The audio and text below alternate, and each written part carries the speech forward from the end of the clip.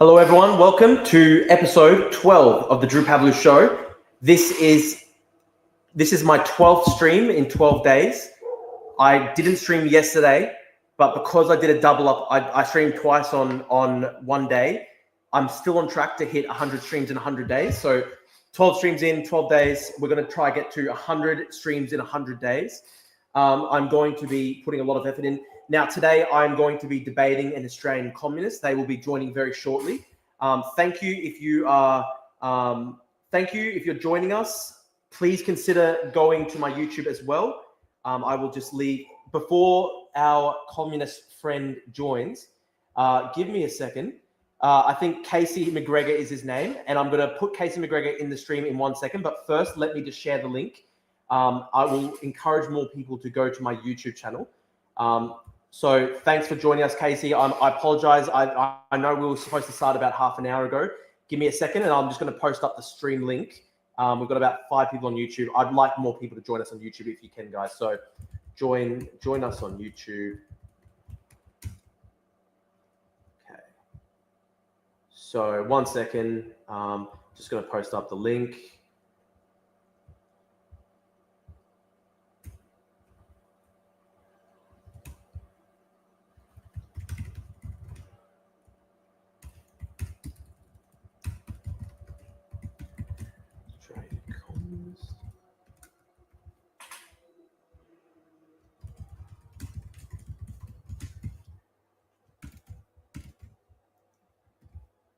Give me 1 second. I'm just sharing the link to the Discord as well. And we'll start very, very shortly.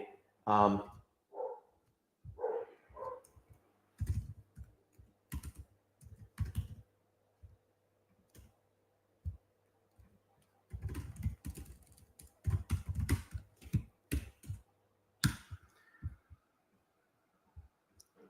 I'll just add the link to Blue Sky as well. So give me a second, guys. We've got 15 people on YouTube. That's great. Please consider leaving a like if you're watching on YouTube. Please consider leaving a like. Would very much appreciate that. Just going to quickly post up one more link, and we will start very shortly. 160 people on Twitter, about 10 people on YouTube. If you're watching on YouTube, remember to keep a like. If you're watching on Twitter, potentially go over to my YouTube, subscribe. Trying very hard to build up the YouTube right now. So this is our 12th day of streaming in a row. 12 streams in 12 days. And I will hopefully reach 100 streams in 100 days. It's a tough challenge, but we're going to get there.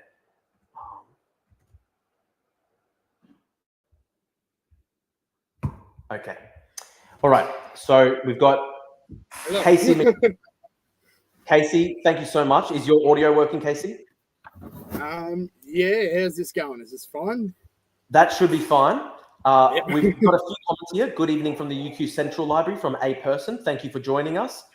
Logius says, looking forward to a good stream. Casey McGregor, if you'd like, I can do a quick personal introduction. Yes. So Casey, please consider giving yourself a quick introduction. I don't know much about you, but my editor set this debate up. He tells me in broad terms that you are a communist. You have a plan to run at the 2028 Australian election and win and form a communist government. Just go ahead, give us a overview of your politics.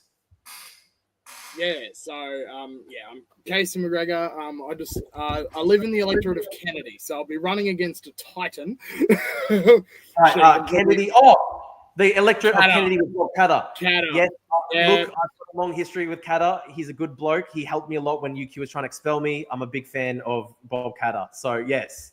Okay. I can't endorse you against Bob Katter, but yes. Interesting. I mean, I think the way I'll run in 2028, because I know I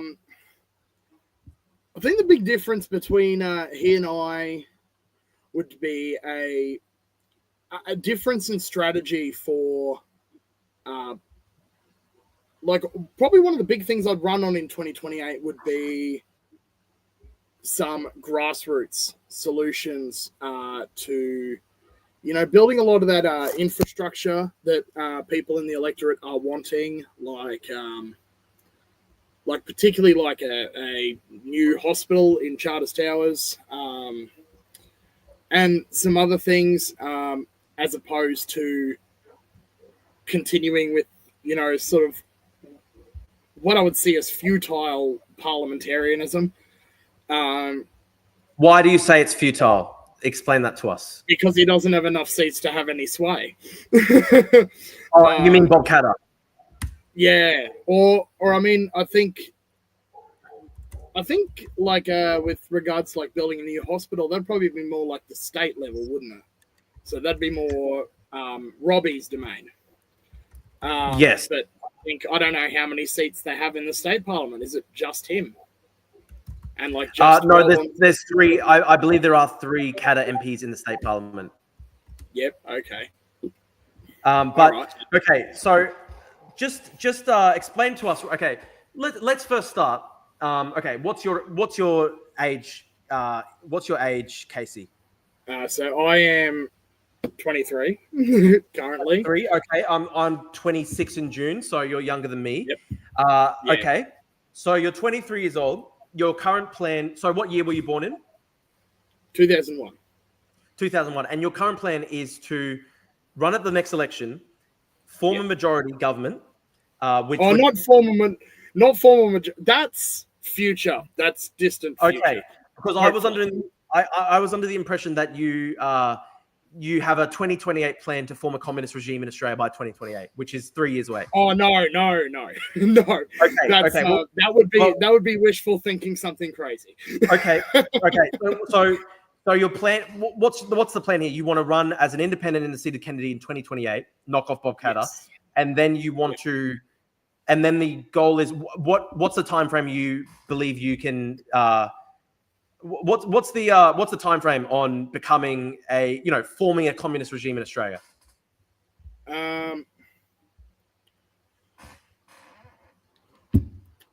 Well, that's difficult to say. Yeah. Should we say provisionally by the end of the century, I suppose? Okay, provisionally by the end of the century. Tell us why you're a communist. And what an Australian communist regime would look like. Why use the terminology communist when it is obviously such a loaded term that is likely to cause a lot of voters to feel a great sense of alienation? Yeah. So as for why I'm a communist, Tell us what communism means to you.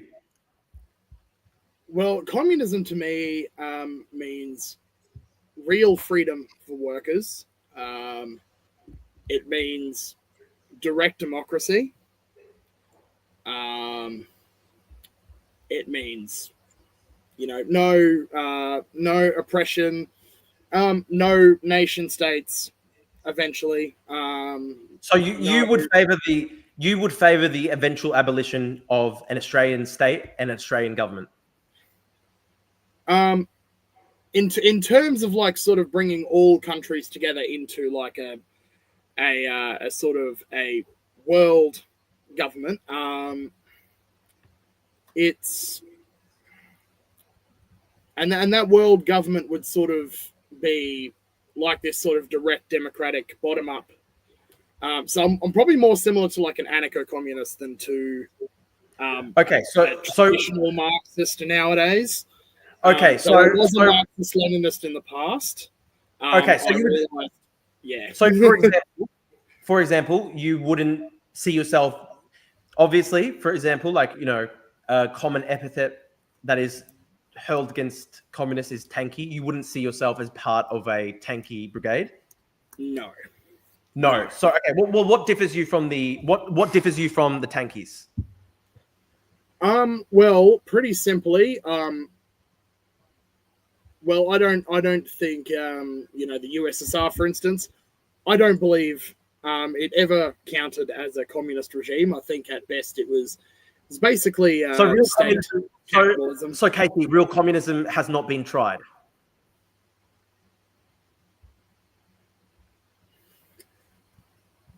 That's probably difficult to say because there is the Russian Revolution, and I think people like Lenin and like the Bolsheviks, they had their heart in the right place.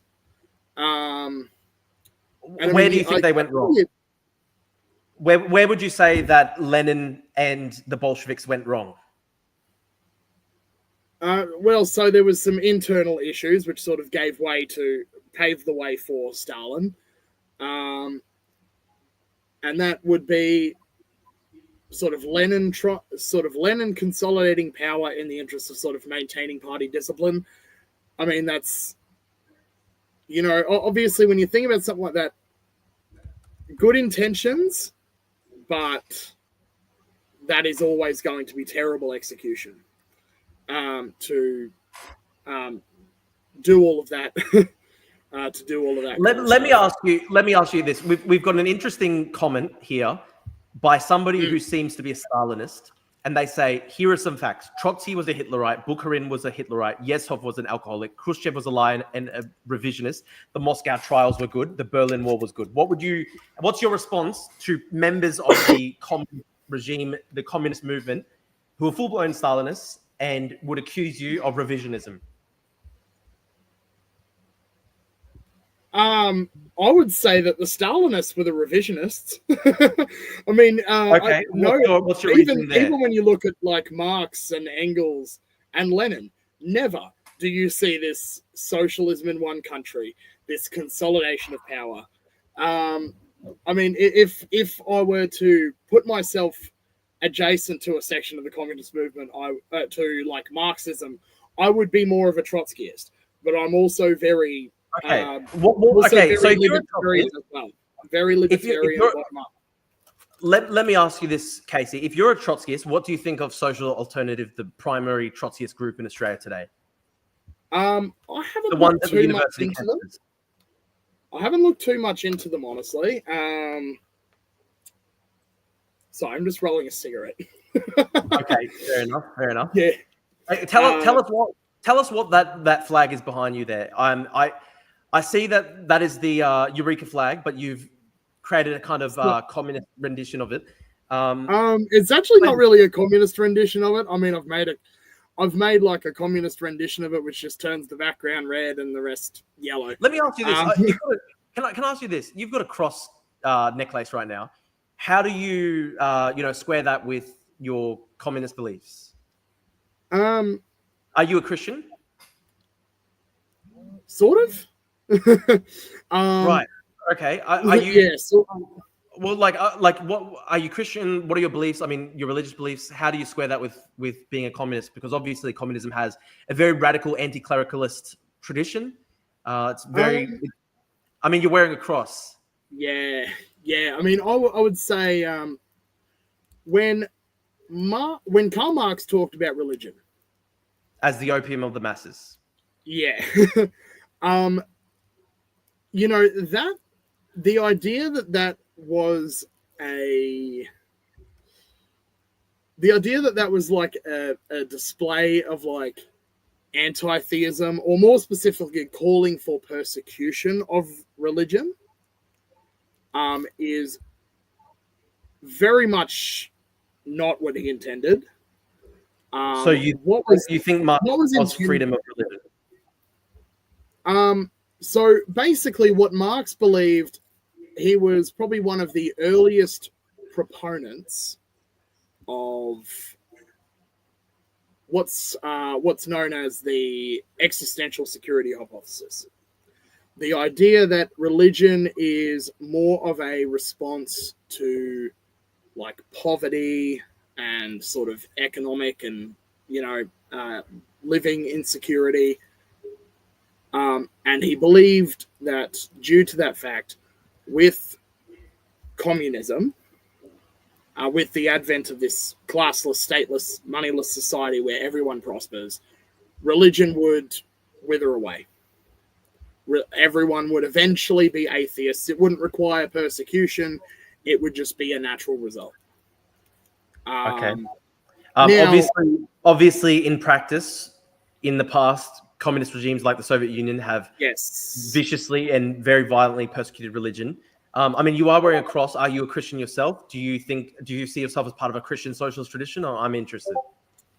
I would say I'm definitely sympathetic to Christian communism. I mean, I would say. Tell us about Christian communism and what it means to you. Explain that, because a lot of Christians would think that to be antithetical to the religion. Explain that concept. Yeah, and to those people, I would say, look at the Book of Acts. So in the Book of Acts, there are a couple of points where you see this mention of basically these sort of societies that the early Christians and the apostles were forming. And they were, I mean, I think there's actually, if I recall, there's actually explicit mention of like they were distributing everything according to need. Yes, that's true. That's true. So you are right that in the early Christian tradition, there's a lot of radicalism. But so you see yourself as a Christian. Would you take Jesus Christ to be your personal Lord and Savior? Right now, I'm more sort of exploring. I go to church. Okay, what type of church do you go to? A Baptist church. I'm trying to change minds. I'd encourage you to go to an Orthodox church, which is the one true Christian faith. I'm Greek Orthodox myself. But, I'm willing to go to multiple churches. I know I've been willing to go to like the Catholic Church. I mean, I think Pope Francis, in terms of rest in peace, very much probably, in my opinion, I'd say he's probably the best Pope that the Catholic Church has ever had. Okay, we've got some comments here, Casey. People are asking, well, what exactly are your economic and foreign policies? And we've got somebody also asking, what do you think of, for example, Ukraine? So I mean, where would you see yourself positioned when it comes to international affairs today?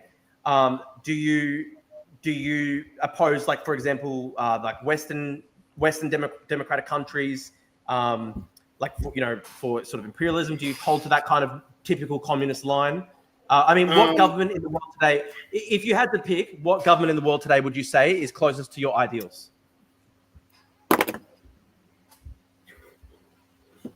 None of the above. No. You wouldn't say a single government in the world today is close to your ideals? Close to your ideals? No. Okay. No, I mean, if I were to say, like, I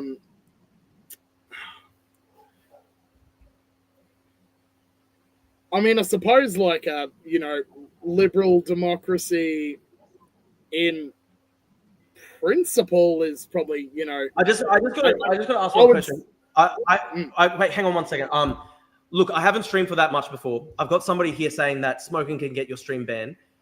People who have more experience with this stuff, is that true? I mean, if so, please consider not smoking, Casey, because I don't want to get our stream banned here. We've got 33 people on YouTube. I'm very appreciative of everyone who's tuning in. I'd encourage everybody to like and subscribe, help us reach more people. But look, can people comment if they're familiar with YouTube moderation policies? But okay. Going back to foreign policy. For example, just tell us where you stand. For example, on Ukraine. So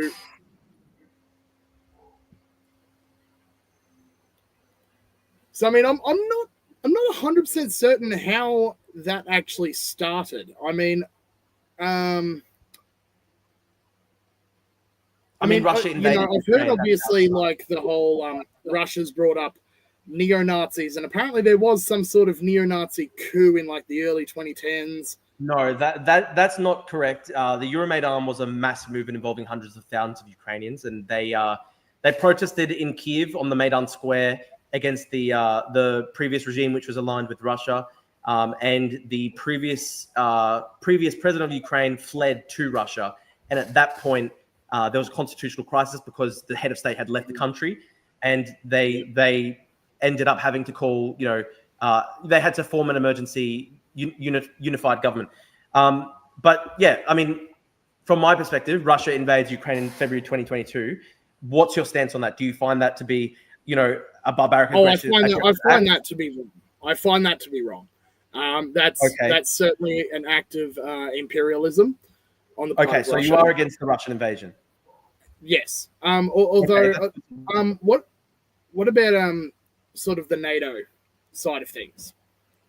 Well, you tell me. I mean, what's your what issues would you have with, for example, NATO aligning with and arming Ukraine against Russia? Well, was that what? I mean, was that the reason that Russia invaded? No, well, from my obviously, they saw NATO attempting to bring Ukraine in as a threat. No, well, look, from my perspective, I'm quite pro-Ukraine, and I've looked into the conflict quite a lot, and from my perspective, I think actually the NATO countries never wanted to invite Ukraine into the alliance. France and Germany had a blocking role, trying to block Ukraine from entering NATO, and I don't think it would have ever happened because prior to February 2022, a lot of Western governments, especially a lot of Western governments in Europe, didn't want to align themselves with Ukraine. They wanted to have détente with Russia. So, I mean, Ukraine wanted to join NATO because they were worried about Russia. If you look at the history of and the diplomacy around that, you actually find that France and Germany wanted to block Ukraine from entering NATO because they were pursuing policies of détente with Russia. I mean, that's my stance. I understand that you're potentially not, too invested in the Ukraine conflict. Let's maybe go into another conflict. Like, how do you see, for example, the Israel-Palestine conflict today? It's a genocide. Okay, well, explain your thinking that it is a genocide. Well, Zionism as an ideology was very much influenced by European colonial attitudes of the 19th century. Was founded in the 19th century, and their stated intention has been to, they say they want to take out Hamas. Thank you, Natvo. I appreciate you, man. I've lost about almost 15 kilos the past 6 months. I appreciate your kind words. But yeah, sorry. Congratulations. I need to lose some weight myself. I encourage everyone to do it. It was very annoying being called fat all the time on Twitter by enemies. But I have to say, you feel a lot better. You do feel a lot better. But anyway, okay, going back to below the belt like that. Anyway, sorry. I didn't mean to distract you. So let's go back to your idea. Okay, so you were saying that Zionism is a European colonial construct, etc. Go on from there. So it's a sort of ethno-nationalist ideology. Would you say that? Could I ask you this? Would you say that Palestinian nationalism is an ethno-nationalist ideology? Because it certainly seems to be very heavily centered on Arab racial politics, etc. Also, I mean, we've got some comments here. Some people would actually describe Zionism as a sort of national liberation movement because obviously Jewish Europeans and also Jews in the Arab world had suffered a great deal of discrimination, persecution, and oppression for many decades.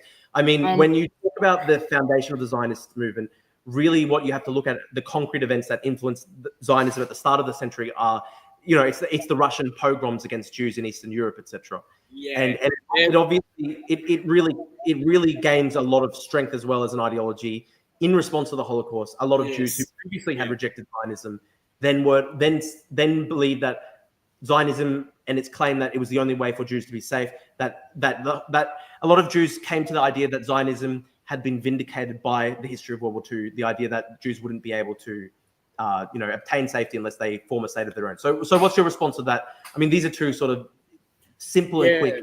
I mean, it's a bit of both. It's a bit of both. Yes, it was certainly a response to the long history of anti-Semitism in Europe that goes all the way back to the Roman Empire.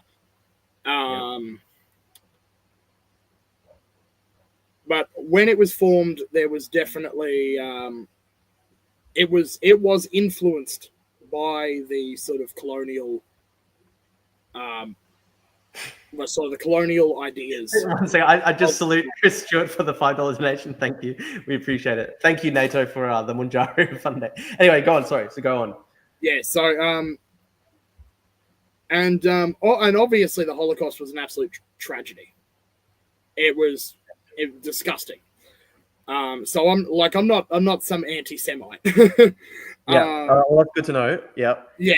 No. So okay. So Okay, so I guess you can see that there are these events involving the persecution of Jews that do lead to the strengthening of Zionism in the 20th century. I mean, how do you square that though with your claim that it is purely sort of a European colonialist ideology? Well, I wouldn't say it's primarily a European colonialist ideology. It was a so it's a. I mean, the idea that it was a sort of national liberation kind of thing is probably not too far from the truth, in a sense as well. Like, I can certainly understand why they would have wanted to form a state of their own in order to escape from all the constant persecution in Europe. My problem is not with that, nor is it really with the idea of having a Jewish state in principle. Okay. My only opposition to that in principle is maybe on sort of, the communist grounds. But in terms of like moral principle, I don't have much opposition to that. My problem is how they've treated the Palestinian people since. Okay. Which is out of interest, what's your kind of stance? Would you favor a two-state solution? Would you favor a one-state solution? What's kind of your thinking? I mean, I'm personally of the belief that the two-state solution was dead in 1967. After the war, then. In 1967, how could that be the case? I'm a bit confused with that idea because 1967. Because since then there hasn't really been a Palestinian state with any territory. But there was never Gaza. But from 1947 to 1967, there wasn't a Palestinian state either. You had the Jordanian occupation of the West Bank and you had the Egyptian occupation of the Gaza Strip. There wasn't actually a Palestinian state from the 1947, from the 40s to the 60s either. Yeah, okay. So in terms of like, I mean, I personally advocate a one-state solution. However, that is not to say that I support like expelling all the Jewish people in favor of just a Palestinian Islamic state. No. Okay. I support a multi-ethnic liberal democratic state. Okay. Look, that's great and ideal, but how would you actually put that into practice? Because look, the realistic thing is that both sides like viciously hate each other. I can't see how these two peoples could live side by side next to each other. Like, I mean, I support a two-state solution for that reason. I just can't see how there can be one country where you've got both like Yahya Sinwar, the Hamas leader, and Bin Gvir in the same the same Knesset, the same parliament. It doesn't make sense to me. So how would you actually create a one state solution here? Well, I mean, have you looked at Hamas's principles and policies from 2017? Look, I know that they updated their charter in 2017. I don't think it actually fundamentally meant. I don't think that update to their charter actually changed their ideology or changed their position. I think it was honestly a smokescreen. And my argument for that is that it was. They say in that charter that they're not anti-Semitic, they're only against Zionism, blah blah blah. But if you look at, for example, what happened on October 7, there were race-based murders of Jews, and they were killed in their homes because they were Jewish. And so I can't see how you can say that Hamas moved away from its previous anti-Semitism and now they actually want to have a side-by-side state. Well, I mean, I could bring up the Hannibal Doctrine, but I'm not 100% certain about that one. I ask you, so how would you explain the Hannibal Doctrine? Well, obviously there's the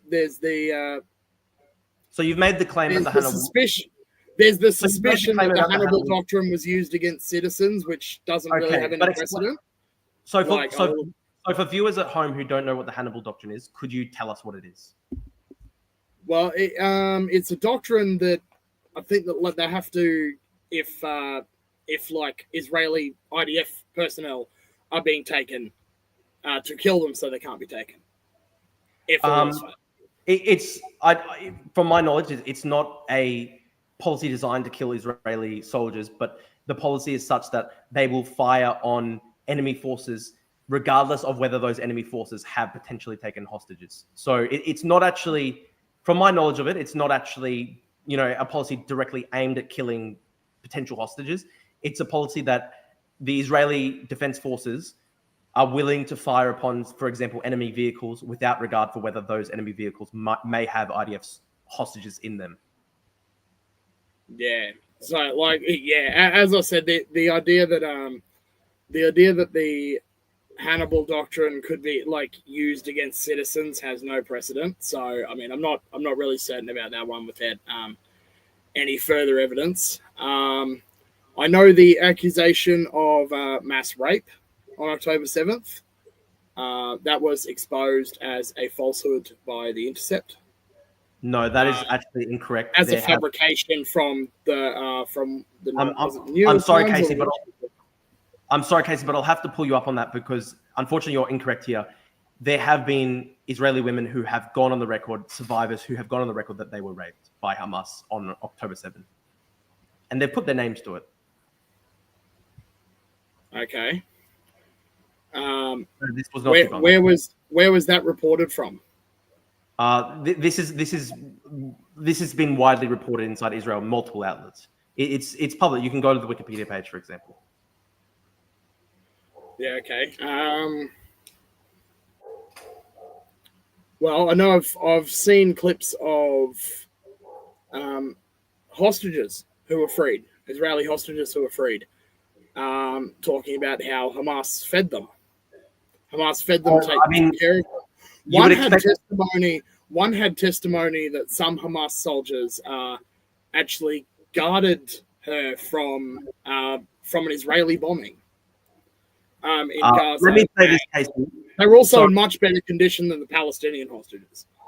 Let me say this, Casey. So you're expecting us to sort of thank Hamas that they fed the hostages. Wouldn't that be the bare minimum that they're feeding the hostages? Secondly, are you aware of? Secondly, what I was going to say is some of the hostages that were released over the previous ceasefire period, just very recently, have actually gone on the record that they personally saw other Israeli hostages, women who were raped and sexually assaulted, and they saw Hamas do this. So what's your answer to that? If that's the case, then that's wrong.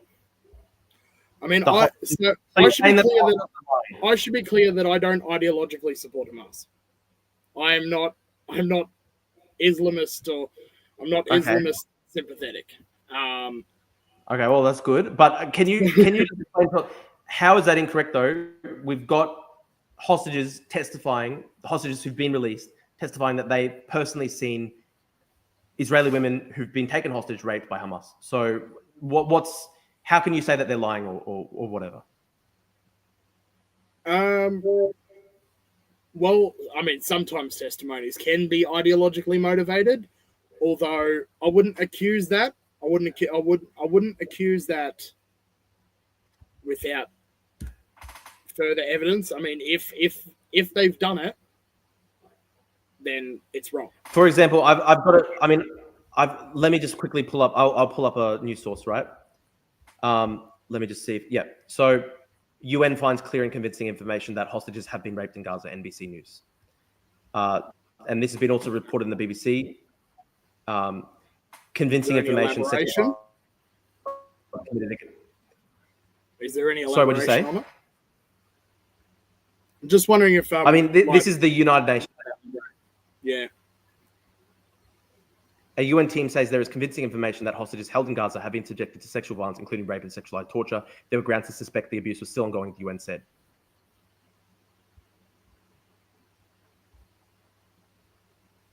All right. So, well, I mean, would you take back your previous claim? Yeah. Yeah, if there's evidence that the UN has found, given that the UN has, condemned Israel countless times, then yeah, I think it's definitely reasonable to assume that they probably wouldn't report.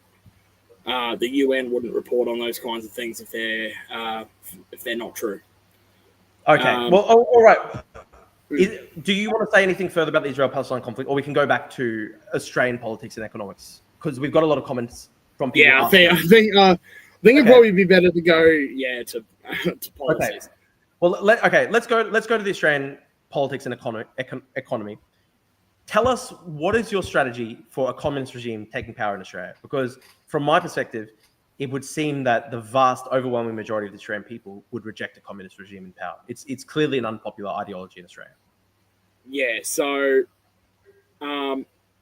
obviously there is a lot of Red Scare propaganda, but also what I envision is not like USSR or China or any of that. Okay, what are the key differences that you envision? Like in your communist system in Australia, what are the key differences that you envision between this new system that you want to put into place and China and Russia?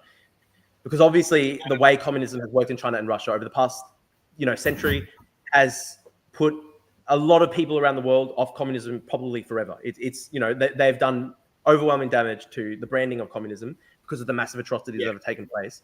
So explain to us, what's the difference here? Why would yours be different? So I think the reason mine would be different is because the focus is so the approach I've got is a three-pronged approach. There is a parliamentary program, which has nothing to do with actually instituting communism or anything of that sort, but rather is aimed at a few certain goals which I think can be achieved within the current system that can make things much easier down the line. Things like tell us. Reindustrialization. Okay. Okay. So I am there is protectionism in there, although I would say that I would definitely distinguish myself from the protectionism of like Gerard Rennick. I'm not sure. Okay, so if he would... how do you distinguish your protectionism from, say, the protectionism of Rennick or the protectionism of, say, Trump? No tariffs, because that just harms no tariffs. Normal working Australians. No tariffs. That just harms normal working Australians. So what protectionism are you talking about then? Because clearly, how do you have protectionism without tariffs? Well, protectionism is sort of focusing on domestic industry and are you talking about subsidy? Are you talking about state-directed subsidies? Yes. Okay, fair enough. What types of industries do you think should be subsidized? I think we need to bring back steel production, domestic steel production. That's certainly a big one. I agree with you on that. Which means getting that. Because I would definitely say that the current arrangement of sending iron ore to China and then buying it back at a premium is. Look, I'm in agreement with you on that. I agree with you on that, Casey. But what's your actual strategy for doing it? So there is one idea that's been put forward online. Have you heard of the Iron Boomerang project? I have heard about the Iron Boomerang. Yes. Yes. Okay. Well, explain to viewers what the Iron Boomerang is. So basically, it's an idea to build a long railway going all the way from I don't quite remember which one's which, but going from mines in Western Australia all the way to mines in Queensland, with steel refineries set up on each side, and ports to ship to export that steel overseas. Okay. Look, I've heard of this project, but how would you ensure that this doesn't become like a gigantic white elephant, for example? Like, how do we make sure that if we were to put money into this, because it would probably be something that would be on the order of hundreds of billions of dollars in capital investment by the Australian government? I think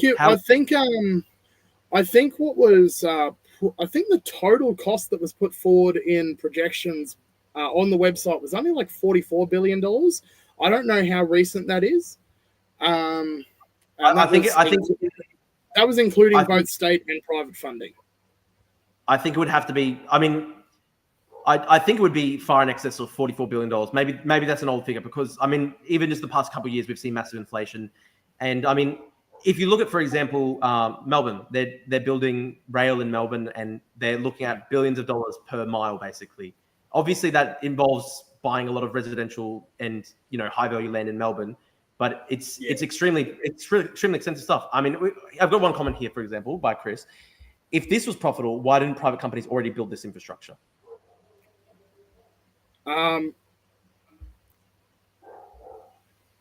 Either it's not as profitable as sending it off to China, or maybe something to do with the UN. I'm not 100% certain. Explain the UN concept to us. How could you explain? Could you go into more detail when you say it could be the UN? Oh, so that'd be just neoliberal globalization policies, essentially. Such as?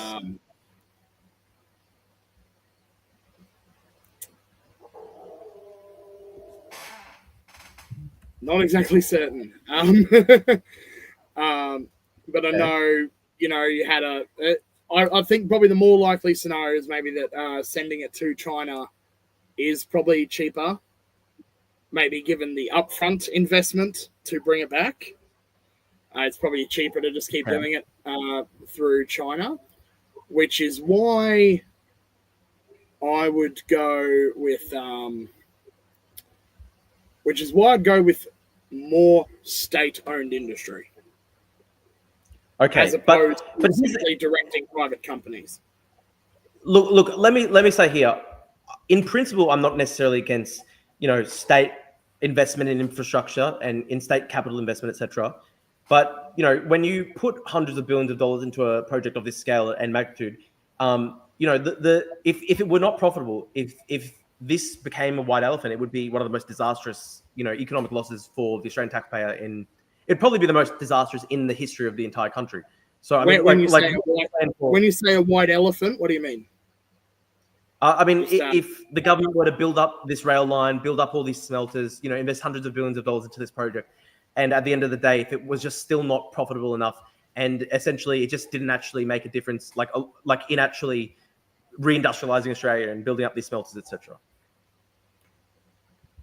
Well, I think how do you make sure that this is actually, you know, a worthwhile investment? By the way, I've got a comment by Mercado Media. Thank you for joining Mercado Media. I'm starting out my streaming career. We'll have to do streams together as well. But no, sorry. You go on, Casey. Yeah, so, I mean, one thing to consider is the government is not beholden to the profit motive like a private company is. I mean, yes, so that's true, but it still needs a return on investment, though, Casey. Because if the government were to plow like $200 billion into this stuff, and the factories just never get off the ground because it's just still unprofitable, you know, that would be a massive disaster for the country. Because of the opportunity cost, like, you know, that money could have been going to hospitals, it could have been going to all sorts of other things. So that's my big question here. How do you actually make sure that this is a worthwhile investment? So I think I'd bring up, if all was one could say, nationalize the mines. But I know, didn't Whitlam try to do that, and that ended in some trouble? Well, look, I think it would be extremely unpopular with the electorate. It'd be a really difficult thing to do. You would have, I mean, it's probably our country's most successful industry. So you would have, obviously, you know, one, you'd have their opposition to it. Two, you'd have the electorate's opposition to it. Three, you know, this is the stuff that basically lays the golden egg. So you don't want to kill the golden goose, right? So, I mean, it's a very dangerous thing to talk about nationalizing the entire mining industry in Australia. Yeah, it's someone said, this commie sounds like a good bloke with good intentions, but he needs to educate. That's Malaki. That's probably. I mean, yeah, I am sort of. I do intend to be far more well educated before 2028. I'll need to be. Fair enough, I Casey. only started sort of down the path of radicalization like maybe a year and a half ago. Okay, well, look, fair enough, Casey. I remember first getting involved in politics, and it took me a while to learn up on a lot of things as well. But I mean, we've got a comment here by Andrew Landew. He goes, "The only way to nationalize iron ore mines in Australia is to pay just terms. See the Australian Constitution." So, I mean, that would be probably hundreds of billions of dollars, if not trillions of dollars, to nationalize these mines. I mean, how would we actually do it? That would be something to figure out. I mean, a lot of the ideas. I mean, that's a big thing you'd have to have figured out before. Yeah, I will have to.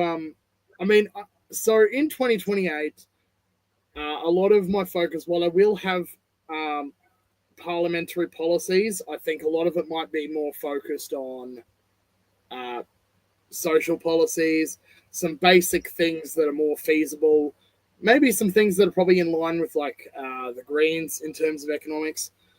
We've got a comment here. MW says just change the constitution by referendum. I just want to say, easier said than done.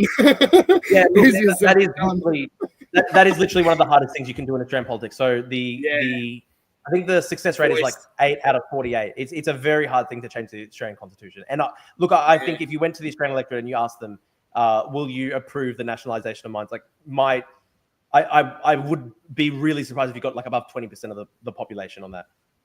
Yeah, it would be. Well, let me ask you this, Casey. We've got a comment by Andrew. He says the Constitution could always be scrapped after the bloke in the hat's revolution succeeds. What do you think of the Australian Constitution? Do you want to reform it? Do you want to overthrow it? I mean, how do you see your sort of communist vision working in conjunction to the existing constitutional structure of Australia? Yeah, well, again, we're sort of looking at. Well, we're not going to be able to get there without revolution. How violent that has to be depends on the circumstances. It's let me ask you this, Casey. Yeah. Let me ask you this. Do you really think that there is the potential for a revolution in Australia? Because I cannot see how that is. Not at the moment. Not at the moment. Things would have to get much, much worse for that. Things would have to get much, much worse for everyday Australians for that to even be a thought that crosses people's minds.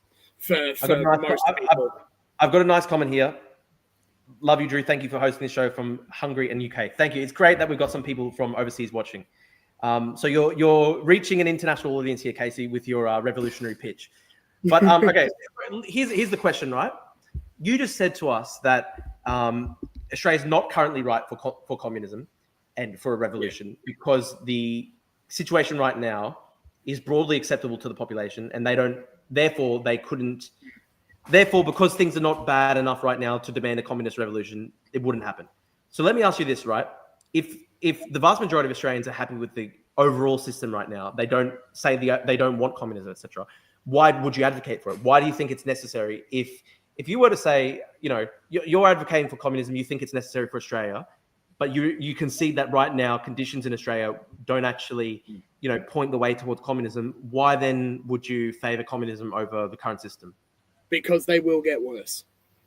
Why do you think they'll go worse, and how will they get worse? Because that's inevitable because of the contradictions in the system. So the rich will get richer. They will buy out government after government. They will make things progressively worse, and then capitalism inevitably leads to one of two results: either a socialist revolution of some kind, whether that be Marxist or whether that be an anarchist revolution or something of that sort, or fascism. Fascism, you're saying. That's the other. That's okay. So you say that. You say that. You say that, but in advanced liberal democratic countries, over the past 80 years, we haven't seen, the contradictions rise to the point of bringing in communism or fascism. So how do you explain? I mean, it just happened in America. So you think Trump is a fascist? That's your formal definition of him? So the way I've explained this to people is the economics are not the same with America right now to the historical fascist regimes. You don't have him talking about a command economy and this corporatist idea of like class collaboration. You don't see that. Rather, you see this sort of libertarian. You see this sort of mix of broadly libertarian economics with some protectionist stuff put in, like the tariffs. Ideologically, however, Trumpism is most certainly fascist. It is so that okay. So the definition I'm using is a definition by a scholar on fascism by the name of Roger Griffin. I'm not sure if you've heard this definition before. Palingenetic ultranationalism. Okay. So palingenesis basically means a desire for the rebirth of the nation to overcome a period of perceived moral or cultural decay. And the talk of woke ideology and all of these kinds of things is certainly meets that definition. The idea that the country has been overtaken by woke ideology and we need to return to traditional American Christian values. So that is where the palingenesis comes in. The ultranationalism. So ultranationalism is just extreme nationalism, which is often rooted in racism, xenophobia, bigotry of all kinds. And we certainly, would you agree that we see that with? Look. I certainly think Trump is authoritarian, autocratic. I think in his heart of hearts, he wants to be a dictator. Whether he is ideologically a fascist, it's hard to say whether he has any ideological constants because he does sometimes seem to be all over the shop. But I would agree that at the core, he's an ultranationalist, etc. But look, okay. So you say fascism has come to America. Okay, that's your definition. It's in the process of it. It's in the process of it. It hasn't fully been manifested yet. And your argument is that is as a result of contradictions in capitalism. How would you explain that in the light of the fact that, like under Biden, the past 4 years, there were real wage increases. There was the largest expansion of manufacturing employment, the largest expansion of employment in American modern history. So how do you say that it's in response to economic decline when arguably under Biden, economic indicators are improving? What does a relatively small increase in real wages mean to everyday people when the healthcare is still enough to bankrupt you, when student loans are enough to bankrupt you, when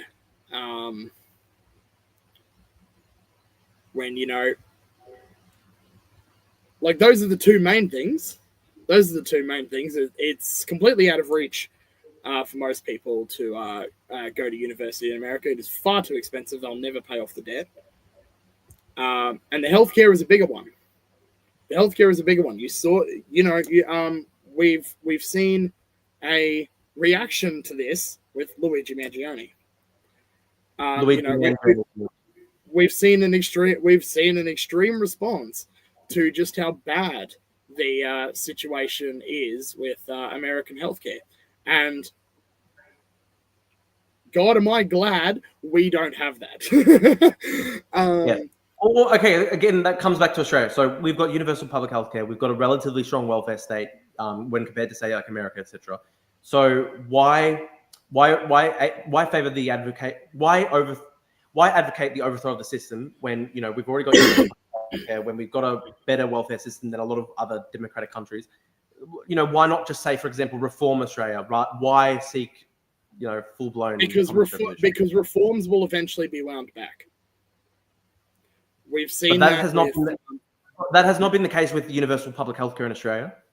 Like that was implemented under Gough Whitlam, and it's now a thing where both major parties in Australia support Medicare, support public healthcare.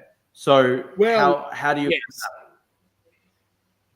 So this is a thing with regards to, like, the coalition says they support Medicare because, I mean, do you imagine they'd ever win an election if they said they didn't? Yeah. So, and the thing is that every time the coalition is in power, they strip funding a little bit. Albanese pointed this out, and granted, I do want to ask you on this. So there's been a big problem with universal healthcare in Australia in that rebates for GPs have been steadily in decline. People now have to pay a lot more when they want to see their local family doctor. That has accelerated over the past 3 years under the Albanese Labor government. So what's your explanation for that?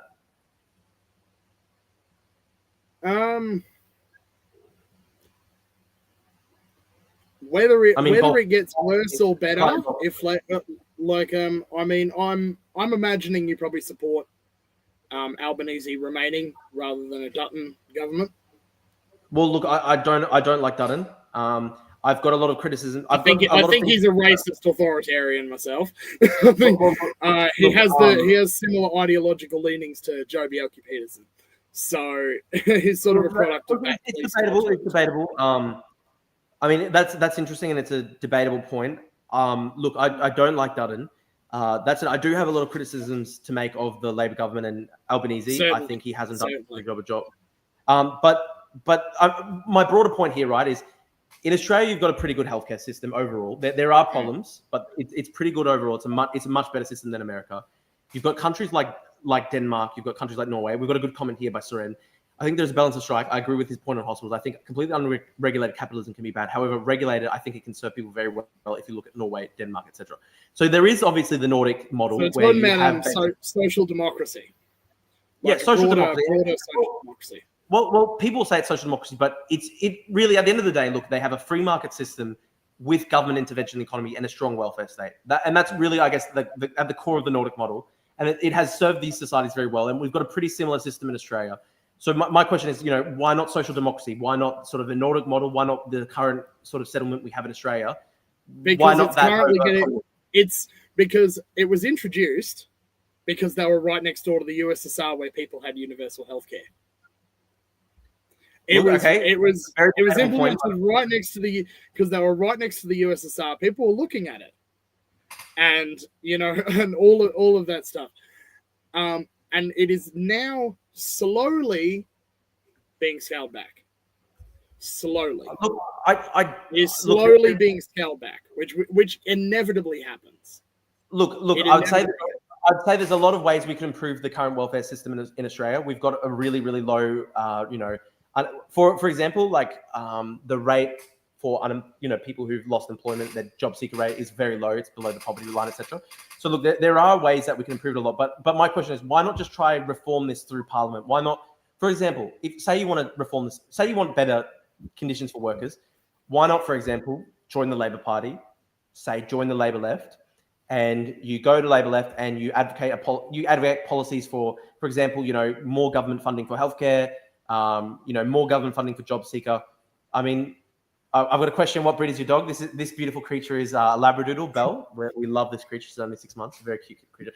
But yeah, like that's my question, right? Like you do see in the Nordic countries and in Europe and Australia, like there's they've managed to build pretty strong welfare states, etc. It can always be improved, but like this is the question, right? Like why not just work within the current system? Why do you want to completely overthrow? So you're talking about basically why don't we just sort of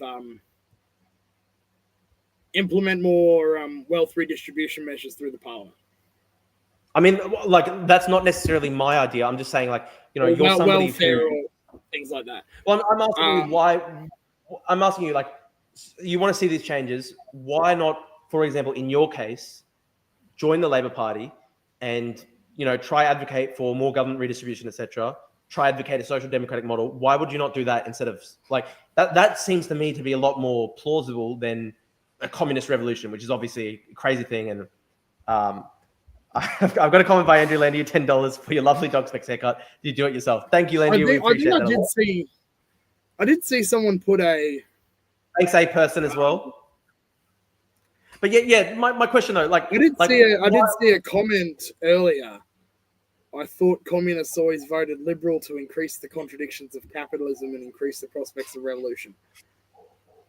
Is that your idea? I mean, no, that is okay. No. So that is specifically those who see themselves as kind of accelerationists, which does have precedent. I mean, Marx himself voted, advocated for free trade because it would increase the contradictions. It was more of a liberal notion versus, the conservative notion of protectionism, which just kept things at a certain level.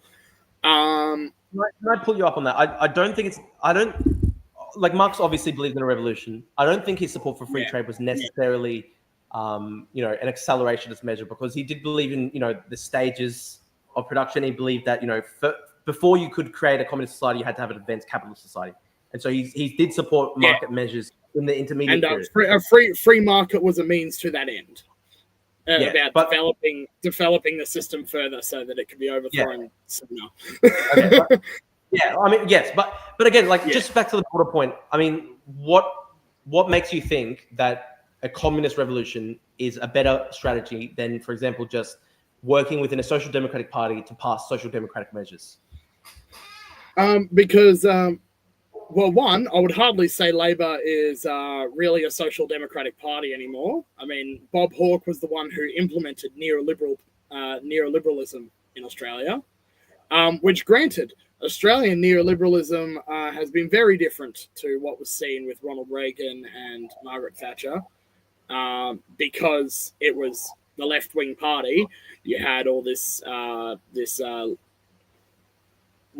labor unions being involved, and thanks to that, the unions are basically useless.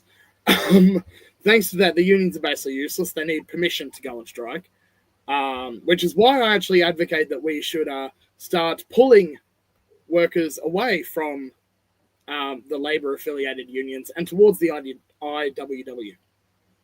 Okay, what's your reasoning for that? Why do you think that's a good measure? Because the domestic unions have basically been defanged since Bob Hawke. Okay, they're pretty much useless. They need permission to strike.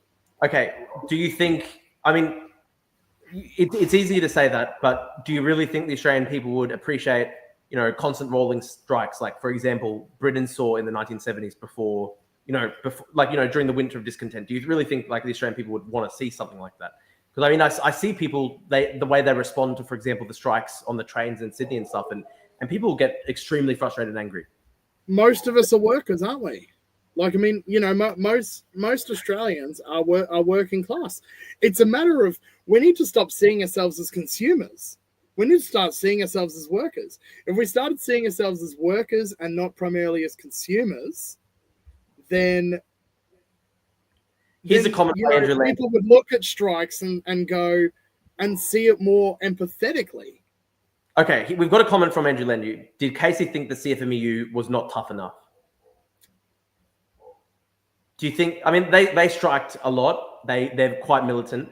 What's you want Australian unions to be even more militant than the CFMEU? Definitely. Okay, definitely. All right. Okay. Get the alternative. The alternative is to implement a right to strike, and the alternative to the IWW option is to implement a right to strike and promote trade union militancy.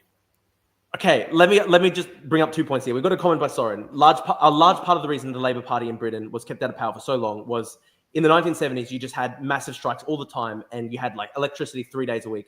We've got a comment by Malaki who says excessive strikes will blow up in the union's face. So tell us, you're claiming here that the CFMEU, which is an infamously militant union, to the point that the Labor Party has actually wanted to distance themselves from it because it's so unpopular. It is extremely unpopular. If you look at it, the CFMEU is actually really extremely unpopular with the broader Australian public. You think that they're not even strong enough, they're not even militant enough. So explain how do you think the Australian people would react to, we've got one really militant, strong union in Australia called the CFMEU. It's recently, run into a lot of trouble with, corruption allegations, allegations of links to organized crime, etc. There's been a massive backlash against it. This one union is extremely unpopular. Now, tell us, how would the Australian people react to, say you had 15 unions that were all as militant as the CFMEU, if not more so, twice as militant as the CFMEU? Do you really think that would be something the Australian people would embrace? Do you think it would make the left popular in Australia? Because I'm just talking.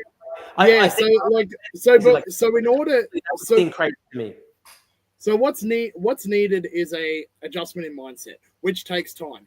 For one, a lot of the reason that the CFMEU and strike action is so unpopular is because we are propagandized to see ourselves not primarily as workers, but primarily as consumers, which means that we are prone to get pissed off when a strike means that we can't buy stuff.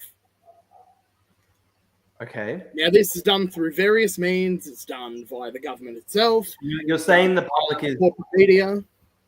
Okay, so you're saying the problem is basically there's a false consciousness in the people that's inscribed by the government and the media. But it's easy to say that. But you just look at, for example, a lot of Australian middle class families, a lot of working class families are struggling with cost of living right now. There's problems with inflation, etc. Constant rolling strikes would have a massive impact for inflation, massive impact for cost of living. It would see prices spike in a range of different goods, etc.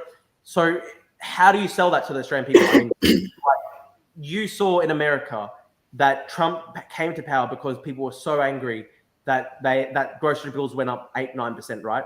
Based on inflation, 8-9%. Britain, during the winter of discontent, when you had the really strong militant unions fighting with the government constantly, constant rolling strikes, you had, that was combined with stagflation. It was, there were a range of things that fed into that. It wasn't just strikes. You had the international oil, crisis, etc., feeding into stagflation. But, you had 20-30% inflation in these countries, and, it killed the left for a generation. That's a big reason why neoliberalism came to power. So my question is just strategically, how exactly are you going to, sell this to the Australian people? People hate inflation. People hate rises in the cost of living.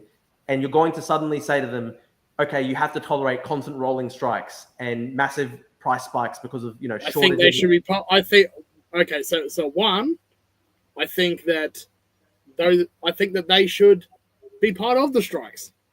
They deserve higher wages too. It's easy to say that, but they don't do that. I mean, what's the plan? That's the result of the same mindset. That's the result of the same mindset. I mean, my stepfather says the only reason he joined the union was for the legal perks. And apart from that, he doesn't vote Labor because he believes that the unions have too much power. And I'm like, they don't have enough. They don't have enough bargaining ability. But okay, so here's my approach. Okay, go forward. So none of this can really be done without grassroots measures to complement it. Such as? So one idea I've had, which if I could present a picture here, is there a way to do that? Shit. Image file. Looks like it. Are you able to present? I think you should be able to. Yeah. Looks like it's working. Okay. All right. I'll add this to the stage. So this is your. Yep. Okay. You've put this together. This is one idea. So it's this is one thing I'll be looking at in 2028. This is how I intend to try and resolve. Like for a long time, people in particularly the Charters Towers community have been asking for a new hospital. Okay. The hospital we have now is very old. It's fairly incapable of doing a lot of things. Like a lot of people depending. Question, Casey. So I'm reading I'm reading this here. You said you want to set up community development funds. you pledge to donate 100% of your salary to inject into community development funds in the electorate. How would you survive if you didn't have a salary? A second job.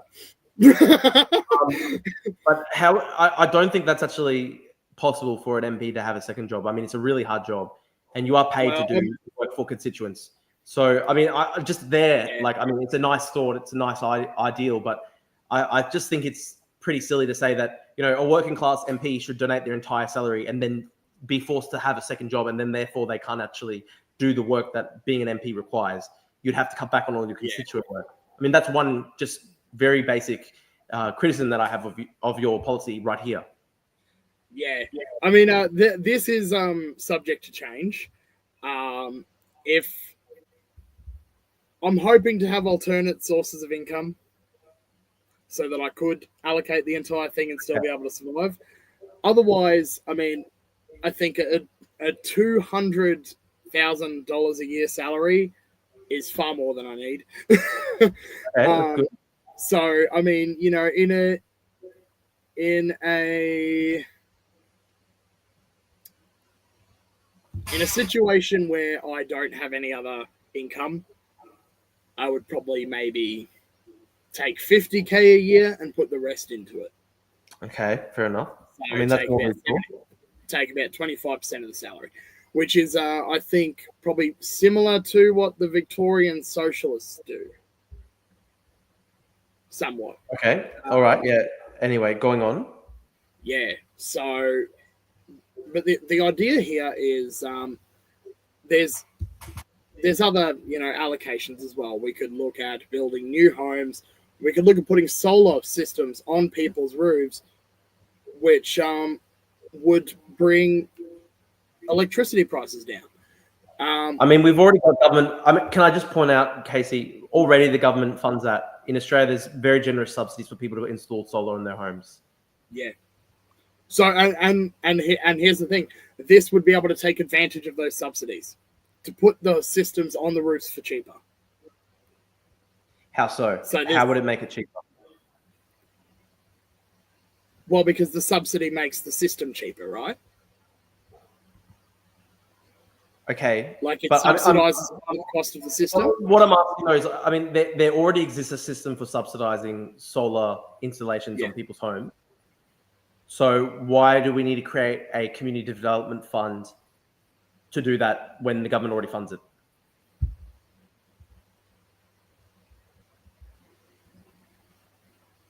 So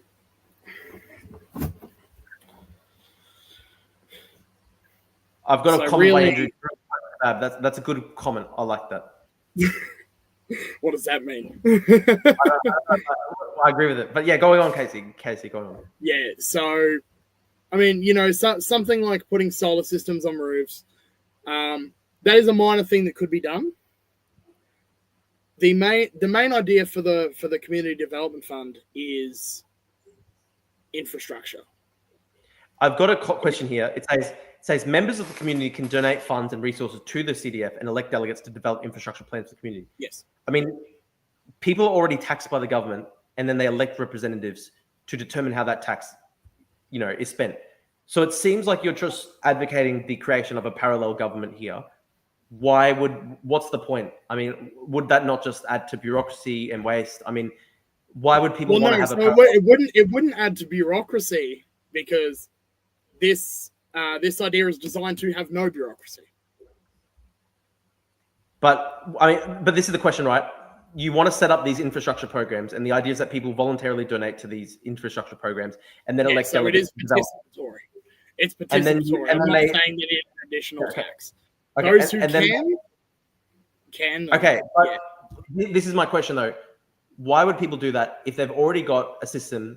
Like, I mean, people have a government. They pay tax to this government. They elect representatives to determine how the tax is, you know, distributed. And so my question is, you know, it sounds like you're just advocating the creation of, you know, institutions that the Australian government already kind of operate. And I mean, like, it sounds like you're just advocating the creation of the Australian government by extra steps when the Australian government already does this. Yeah. So what this is made to address This is definitely targeted specifically at the lack of care for North Queensland on the part of the state government. Okay. You know, we've been asking for infrastructure. There isn't much funding. That's put aside. Another thing I mentioned there is fixing broken roads, helping the council fix broken roads, because they don't get enough funding to do that. We do have a fair amount of. Can I say this, Casey? To have potholes Casey, and stuff aren't being fixed. Yeah. Casey, why not just advocate for the Australian government to spend more on infrastructure in North Queensland and fix potholes in North Queensland instead of because Qatar's already doing that and it's not working. That's what I'm talking about. It's a difference in strategy. It's a difference in strategy. But here's what I'm asking, right? Okay, so you have a program. You're calling for more infrastructure investment in Northern Queensland. Fair enough.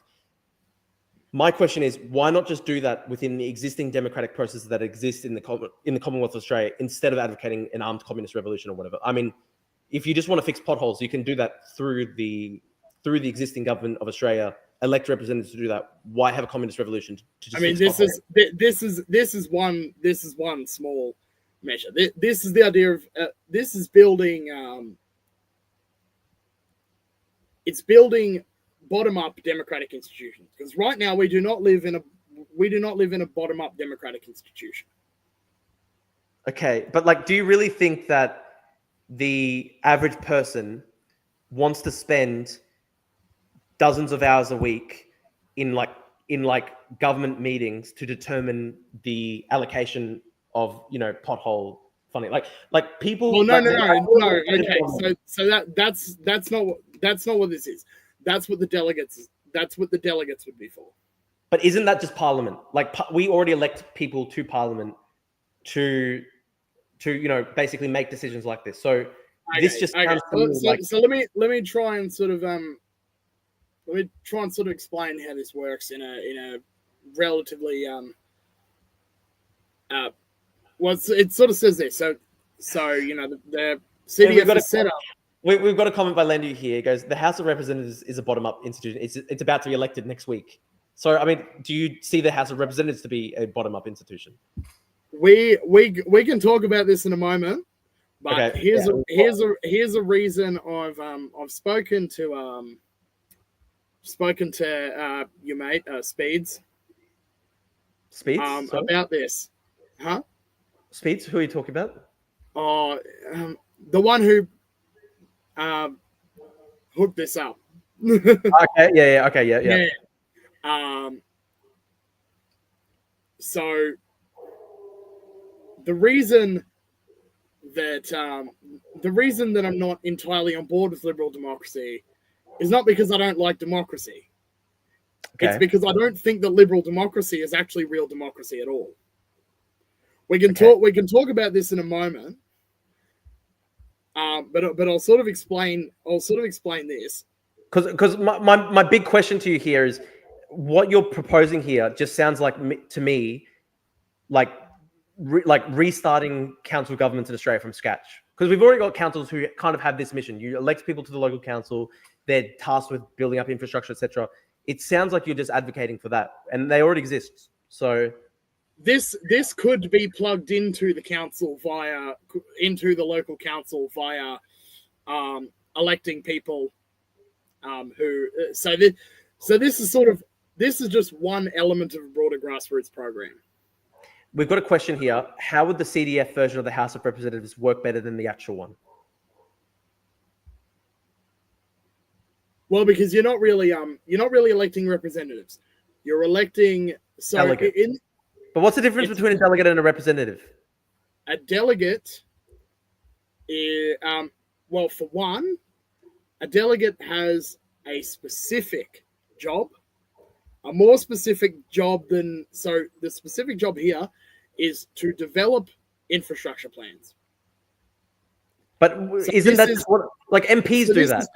This is people who would be experienced in... So yes, it is things like that, but one key difference, is that they can be recalled at any time if they are not doing their job properly. I mean- Cannot do that. We cannot do that with the House of Representatives. We cannot it recall them technically by can be democratic done. mandate at any time. I mean, it can technically be done. A government can fall in Australia very easily, and if that happens, then fresh elections are called. Yeah, but so that's only if like it isn't functioning. That's only if you have like a gridlock, right? That's if you have a gridlocked government. The Governor General's job is to dissolve it, right? I mean that's one way it can happen. Another way it could happen, for example, here's an example. The Labor Party over the past 3 years, the Labor government has had a majority of just one seat in the House. If theoretically they lost that majority, they would there's a strong likelihood the government would fall, and they may have to call fresh elections. So I just don't understand, like, why. Yeah. So what I'm talking about is like individual representatives, not parties, individual representatives. If they are not doing what their constituents want them to do, if they are breaking promises, they can be recalled at any time by democratic mandate and replaced with somebody else. Okay, I mean, we've got a comment here by Nicholas B, and he points out, like, he's talking about, for example, direct democracy in the context of California. They've got ballot initiatives. You can recall the governor in California. If you get enough petitions, you can literally recall the governor and have a new election, etc. So I mean, like, what's the difference here between that and, I mean, you've got California, which is in a capitalist system, and they literally provide the voters a means of recalling the government, and you've got direct democratic measures, etc., ballot initiatives. If someone makes a point, recall exists in Taiwan using the Republic of China system. So I mean, there are lots of ways you could have this without communism. So the real issue that comes down. So this is probably where I should probably get into why I don't think a liberal democracy is real democracy. Okay. And that is because all the parties, and I mean every single one of them, except for small little ones like Victorian socialists inside. I'm talking about Labour, the Liberals, all the right-wing parties, all the Greens, all of them. They do not represent working class interests. They represent the interests of different factions of the same class of capitalists at the end of the day. They do not represent us. So what parties do you think? The capitalist state is an institution for the management of the affairs of the ruling class, not us. Okay. When push comes to shove, and like here's the thing, which is why a lot of communists argue that running in elections is futile, because let's say that say a communist party, due to austerity measures or whatever, does actually manage to like get a majority government. Okay. The ruling class would do everything in their power to get rid of that democratic system. Okay. They would do everything in their power to get rid of that democratic system.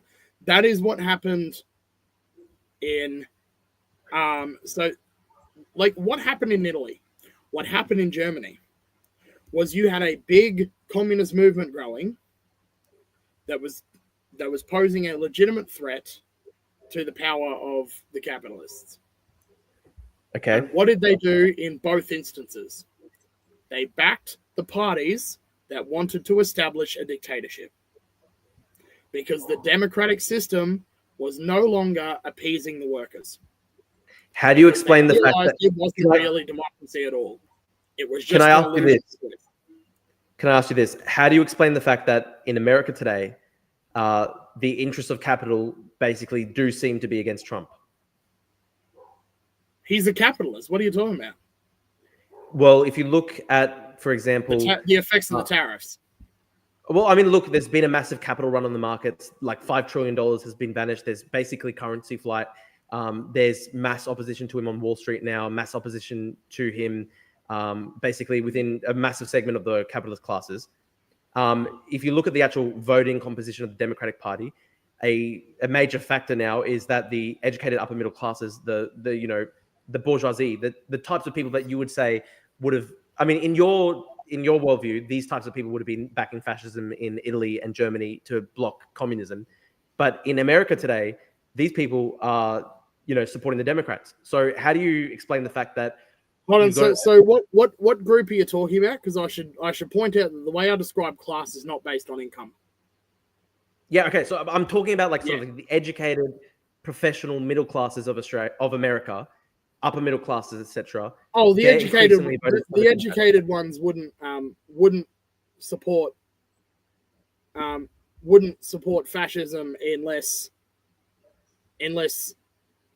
they had some ideological motive to do so, because those people aren't stupid. Because those people aren't stupid enough to fall for the scapegoat. Casey, what I'm saying here is, so within traditional communist theory, the idea is that fascism is basically a response by capital to defend itself in the face of the rising threat of communism, right? So that's the traditional Marxist take on fascism in interwar Germany and Italy. Yeah. Okay. Yes, reaction of capitalist classes, etc.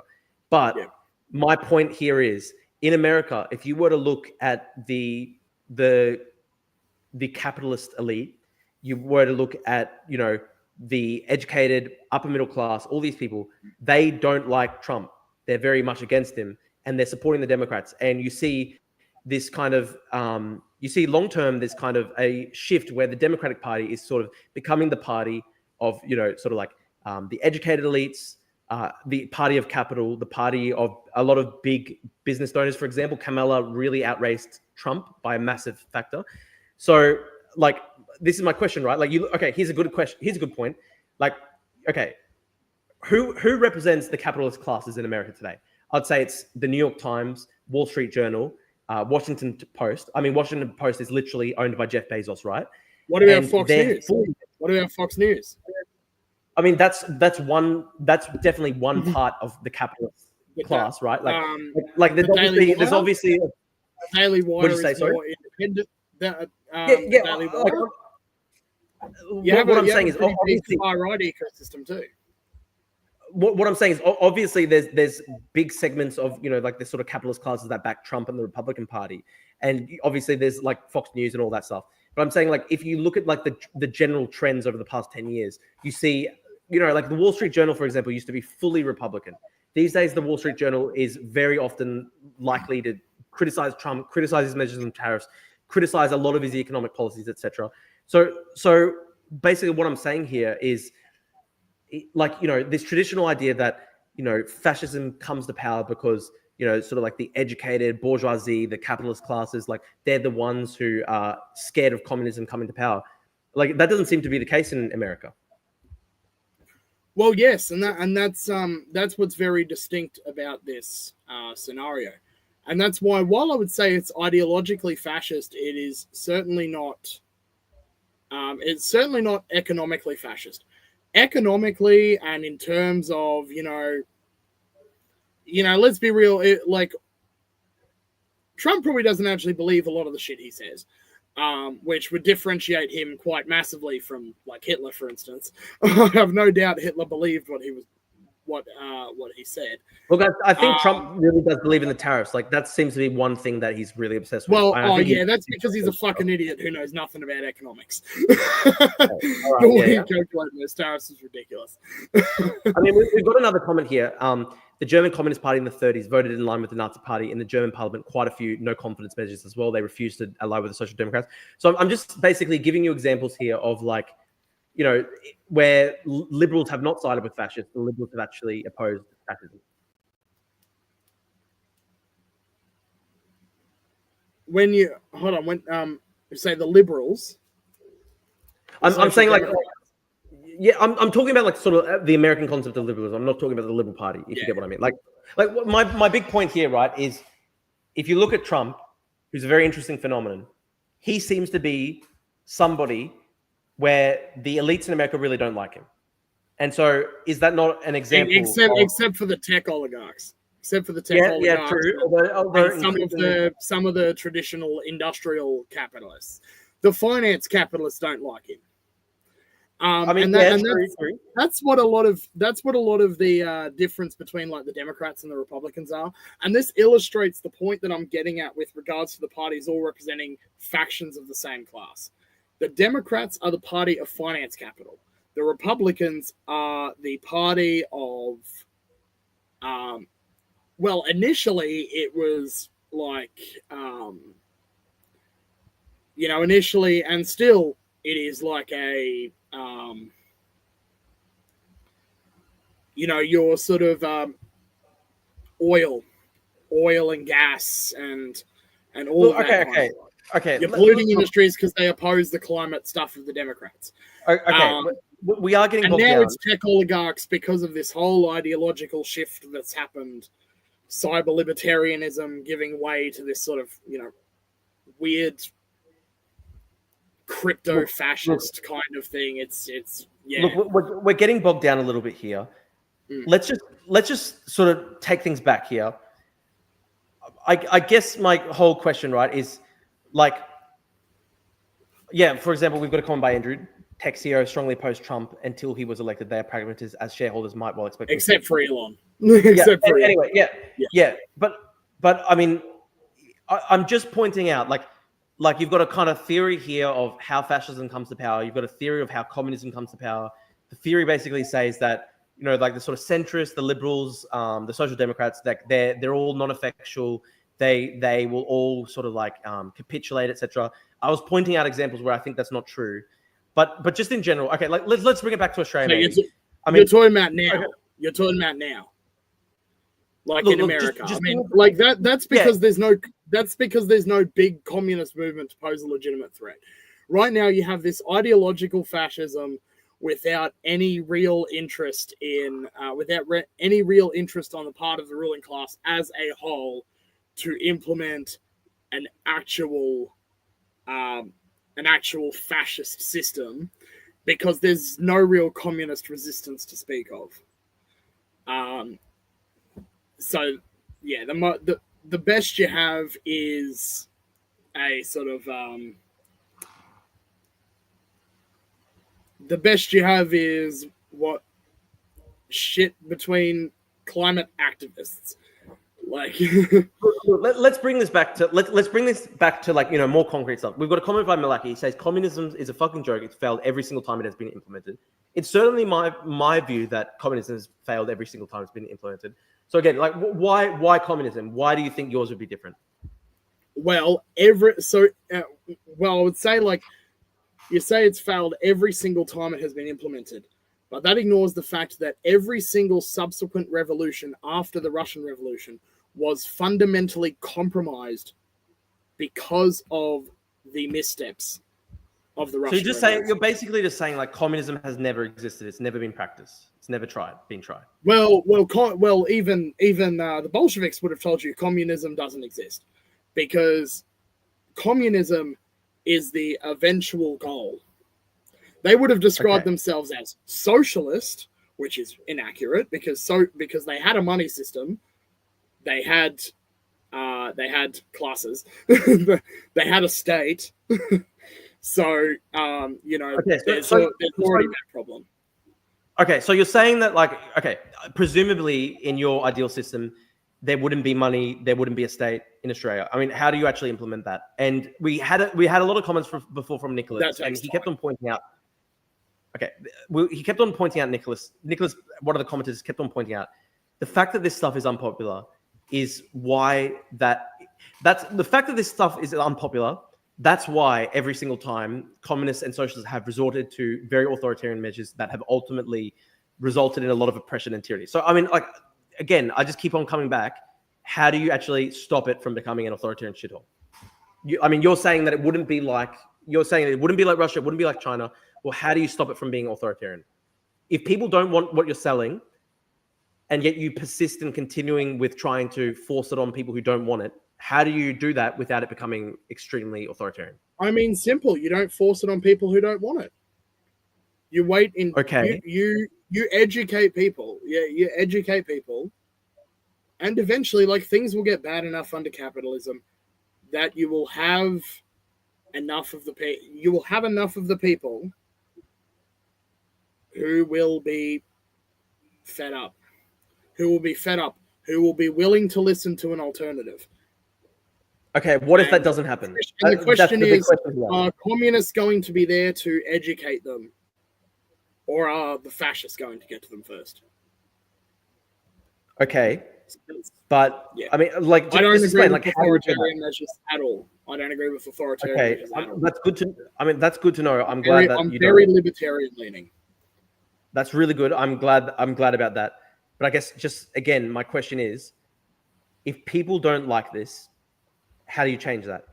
And you say that people, if they're educated, will just embrace communism.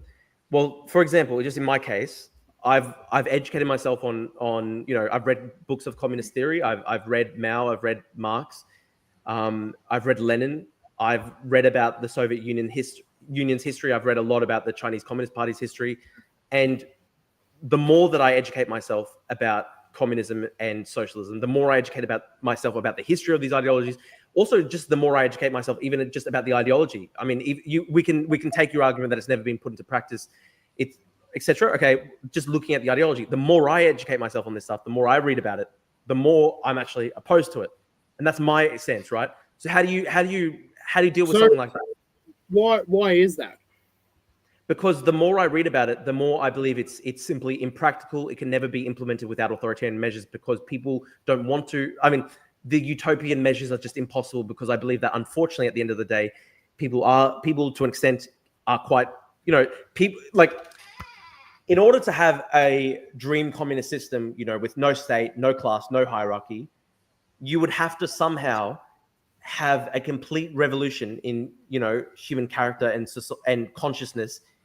And, the Soviet Union. So you're talking about human nature. I think one, from human nature, people are just too prone to authoritarianism. When people get power, they're prone to be corrupted by it, etc. I just can't see how you go about trying to create this system without it being corrupted by human nature. And that's evidence, in my opinion, that's evidenced by every single time it has been. People have tried to put this into practice. Every single time it's been done, people have tried this. It's degenerated into horrific stuff. And I think that's a consequence of human nature. That's why it needs to be bottom up. It cannot be top down. It cannot be top down. And that's what has been tried in the past. They've tried to do it top down. And of course that is going to get corrupted. We need to build grassroots, bottom up systems of democracy now, beforehand. Sure. That's sure enough. But how do you actually do that? That's a huge question, right? They replace capitalism. So, okay. There are examples. I understand, like, for example, like, you've got the Spanish co-op system. There are socialists who've tried to build up sort of socialist institutions within a broader capitalist society. You see that, actually, ironically enough, with the Israeli kibbutzim. That was an attempt to sort of like build up a kind of socialist system within the framework of a society that was not communist. But again, I just ask, like, how do you do this? I mean, again, we've got a comment here by some guy, James Watt. He says communists love semantics. And I have to say that I think he's right there, because you could say that this is just an argument based on semantics. Like, I give you examples of dozens of times that communism have been tried. You say, well, it wasn't real communism. And then I say, well, how do you implement it? You say, well, we start it from the bottom up. I say, how do you do that? And you say, well, we just will. But to me, it seems like... No, I'm not saying we just will. So like, we need to... the first step always is reaching out to communities. The first step is implementing organizations of mutual aid, like radical collaborative comment, right?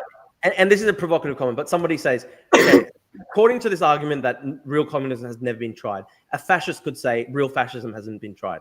And obviously that would be like a horrible statement. So, like, what's the difference here? Why would you say real communism hasn't been tried, but like you'd say fascism as it existed was, the worst thing ever, and it was It was they were implementing their ideology in practice, and it resulted in all this disaster. But when communists tried to implement their ideology in practice and it resulted in disaster, that wasn't real communism. Like how does that compute? Or again, somebody says this comment. Someone says, "Well, true capitalism hasn't been tried, right?"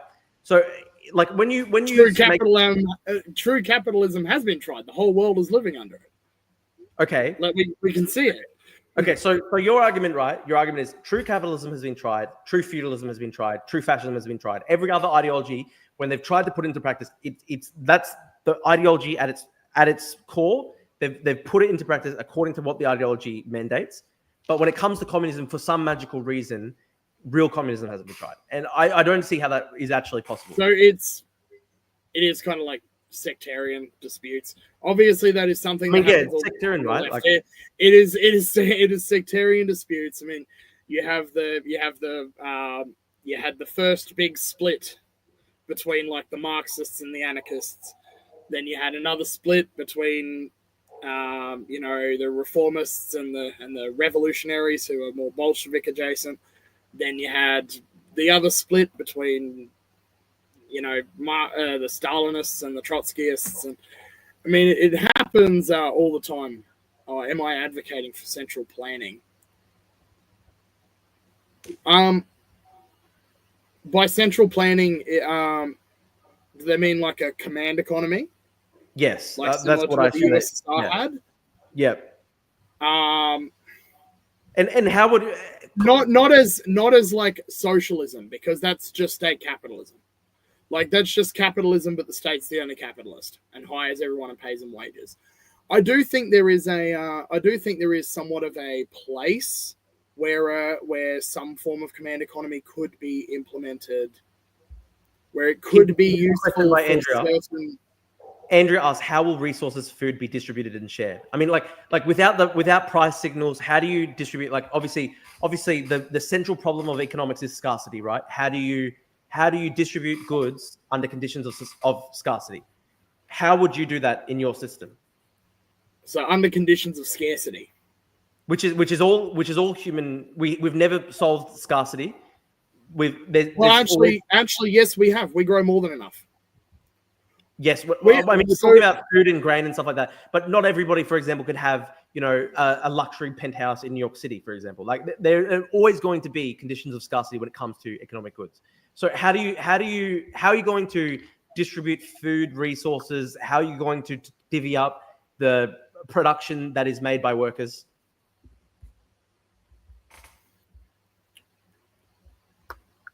So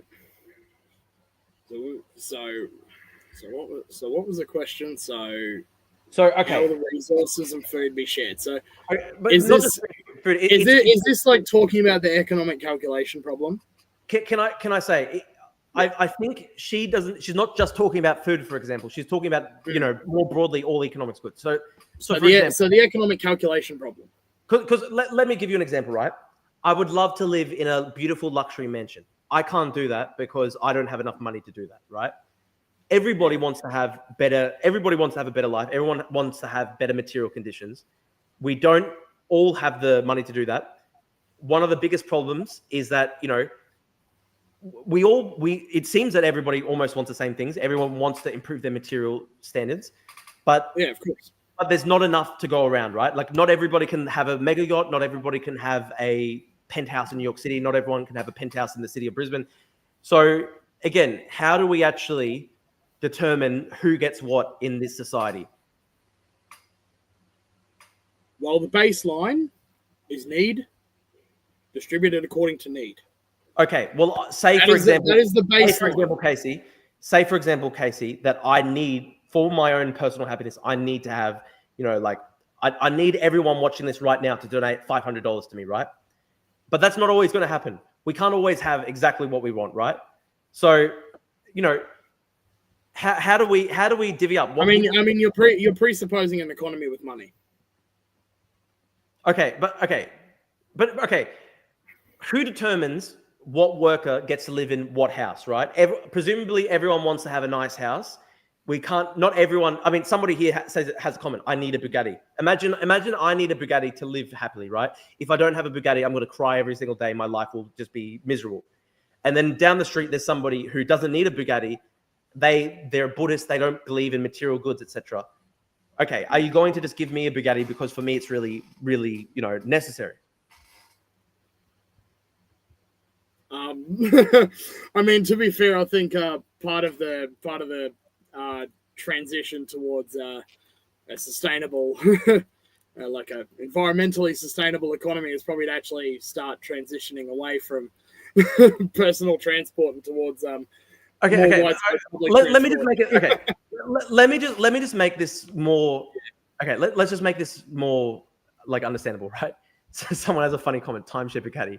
So okay, everybody. Okay, just for example, the market in luxury goods.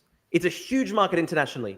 In China, for example, which is technically under a supposedly communist state, there's a massive market in luxury goods. Louis Vuitton bags, all this stuff. They do massive business in China. It's a thing that people want. People crave luxury goods for status, for all sorts of different reasons, right? Maybe they just love the craftsmanship that comes with an Hermes bag. Maybe somebody is an amazing. Maybe somebody is a connoisseur of fine art and they love fine art, and it gives so much meaning to their life, right? In the world that we currently live in, there is a massive demand for luxury goods. There's a massive demand for, better material circumstances. How do you actually determine who gets to live under what conditions? How do you determine, like for example, like a doctor, right? We would all agree that a doctor contributes more to society than, some bloke who's just, laying on his ass, not doing anything, right? Surely the doctor would be entitled to better compensation. Then they would be able to use that better compensation to, buy more goods. So how do you what level of hierarchy would you say is permissible? What level of inequality is permissible? Like, if somebody contributes more to the society, are they entitled to more goods? How are you actually going to determine who gets what in this society? Yeah. Okay. So there are two stages. And the question that'll be answered here, and actually this comment is just brought up. I completely disagree with the idea of according to need. It should be according to capability. You reward those who are best at contributing to the system because this is how the system improves and becomes better at generating abundance. And I agree with him on that. Now, so this is actually relevant here. What has been described this.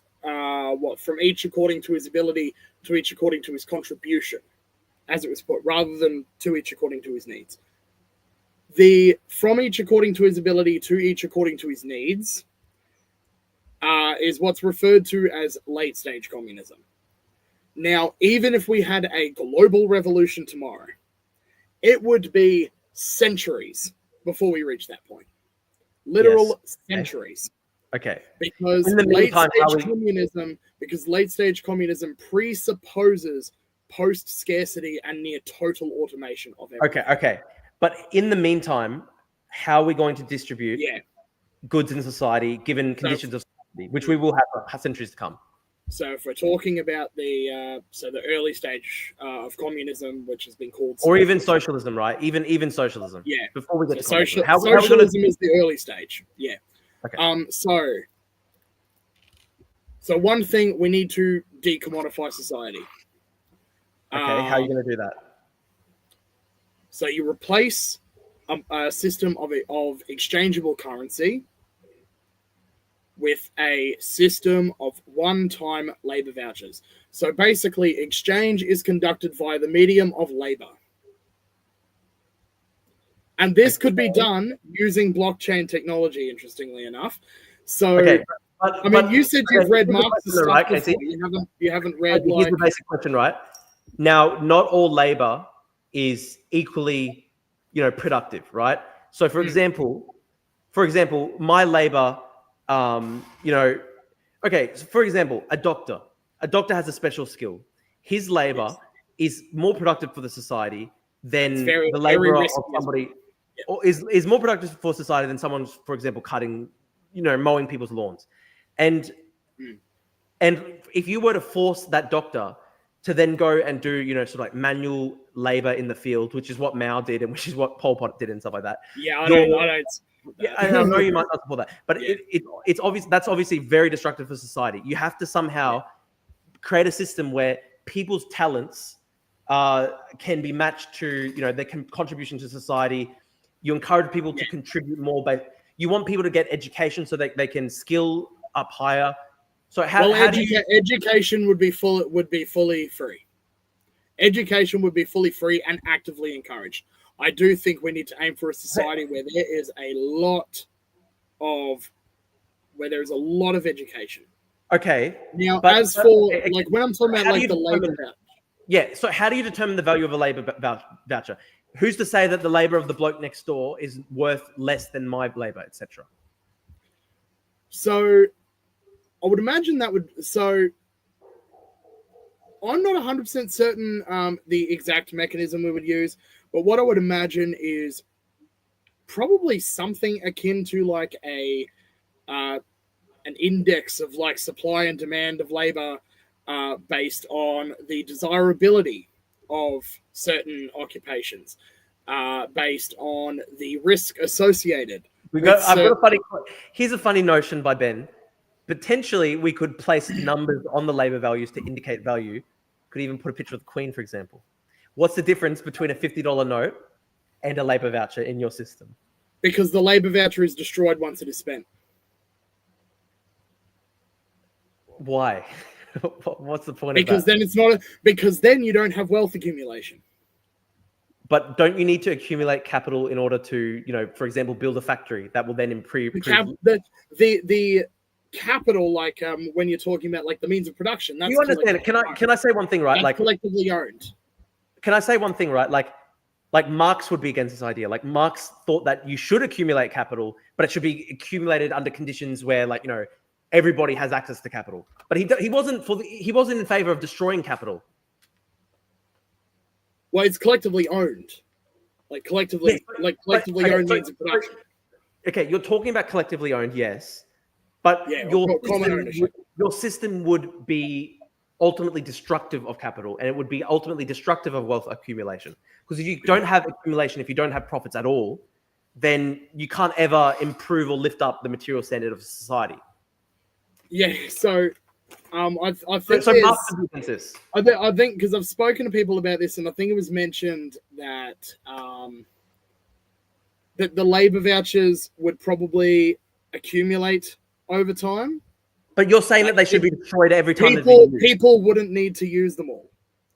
Like, people wouldn't need to use all the labor vouchers, and they would accumulate over time until everyone is the equivalent of like a multi-billionaire. And at that point, it doesn't even matter anymore. And by that point, you've basically reached late-stage communism. But can I ask you, right? Like what you previously said is that every time a labor voucher is used or spent, it's destroyed. Yeah. And the idea is you want to avoid wealth accumulation.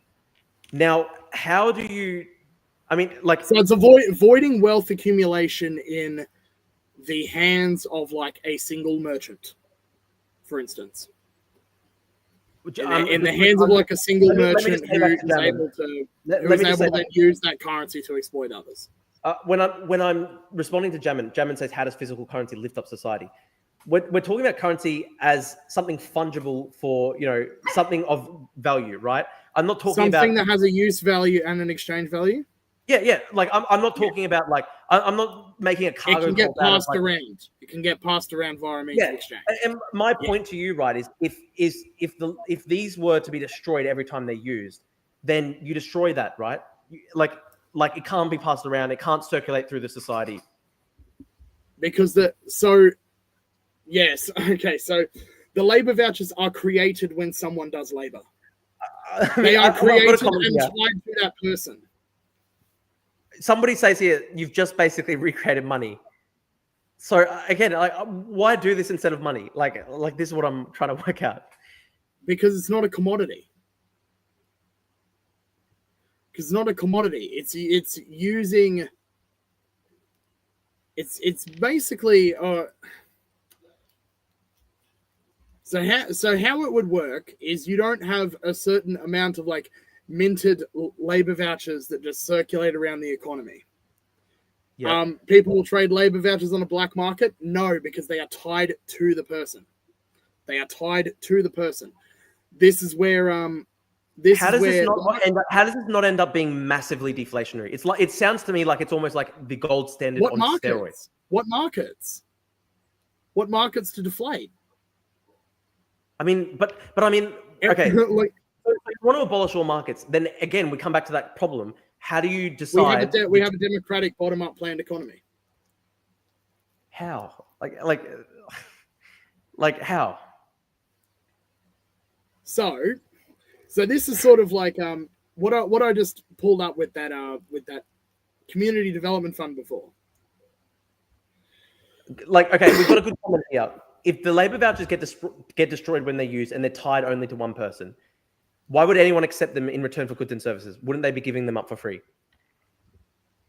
Because the goods and services aren't owned by people. They're not owned by individual people. The production is owned collectively.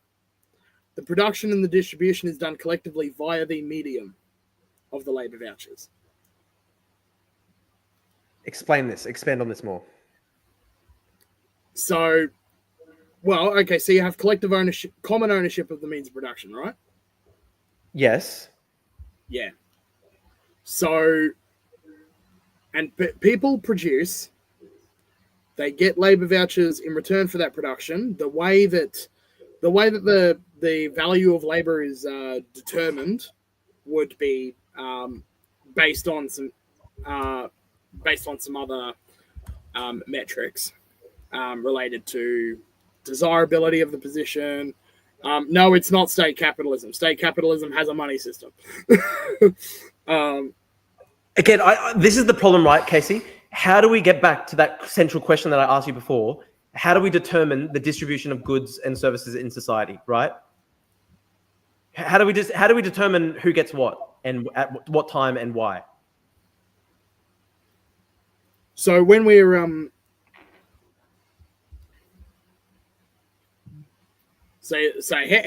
do we measure the distribution? How do we measure production? Okay, because I'm okay.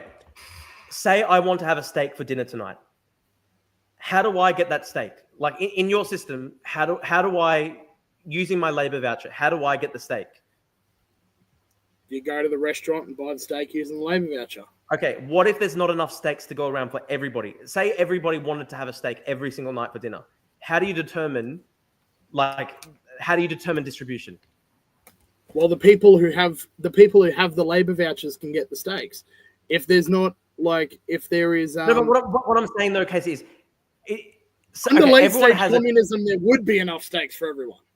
Okay, but you've said that's hundreds of years away, right? So in the intervening time period, let's assume that we can't have a steak for every single person in society. So how do we determine who gets a steak? Okay, and then we've got a retarded comment by First in, first dressed. Okay. So how do you not then just have shortages? If you have the labor vouchers, you can get it. If you have the labor vouchers, you can get the steak. Okay, but do you realize, right? Like you've got the example of, for example, the Lada system in the Soviet Union, where everybody could enter the lottery for a car, but it would take 10 years to get it, right? That's what happens when you have scarcity, when you can't actually distribute it, right? Like, so again, I just don't understand. Like, you say, oh, it's first in, best dressed.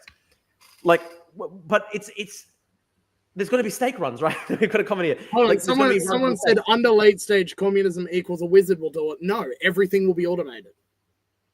Or 99% of stuff will be automated. Okay, Landu says here, first in, first dressed was the Soviet system.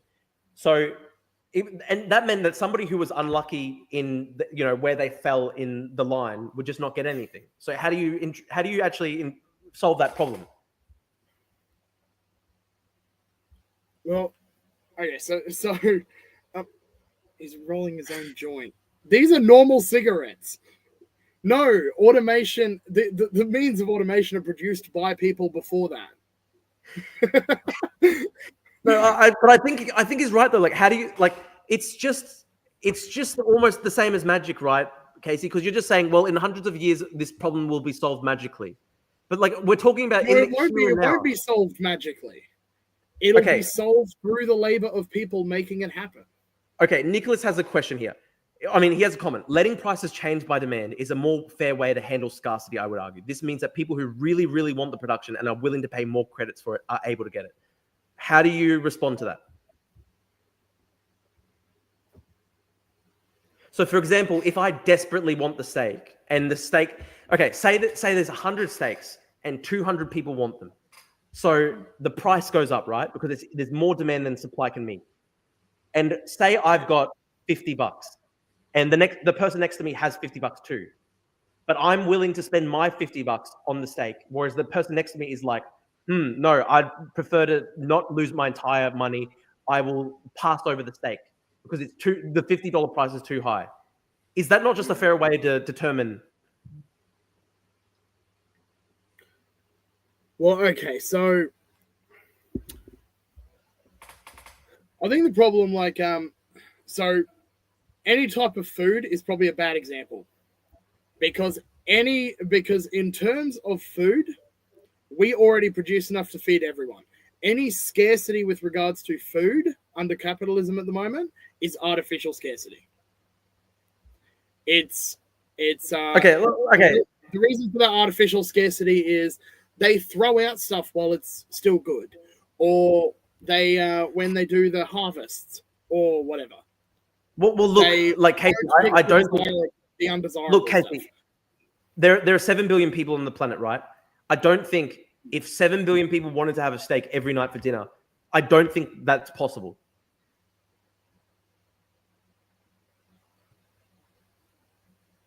How many cows are there? That's my point, right? There's not enough to go around. That's my point. So wouldn't you just need to have food stamps and rationing? Like if we don't do market allocations based on pricing signals, etc., wouldn't we just do vouchers and rationing? And how is that better than the current system? Well, it wouldn't. So how's your system different to food stamps? Rationing isn't really desirable. Yeah, I would agree with that. Yeah, rationing isn't very desirable. I mean, obviously, you have the sort of late stage communist system where there's post scarcity, so you don't. I think we should put the post. Yeah.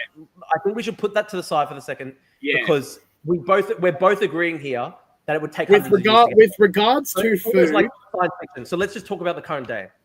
Yeah, I should point out another advocacy of mine, which might be somewhat unpopular, but I do believe this should be pursued. That a socialist system should have global veganism. Okay. Yeah. What if people don't want that? I mean, again, how do you force that on people if they don't want that? Well, you can't really force it. It'll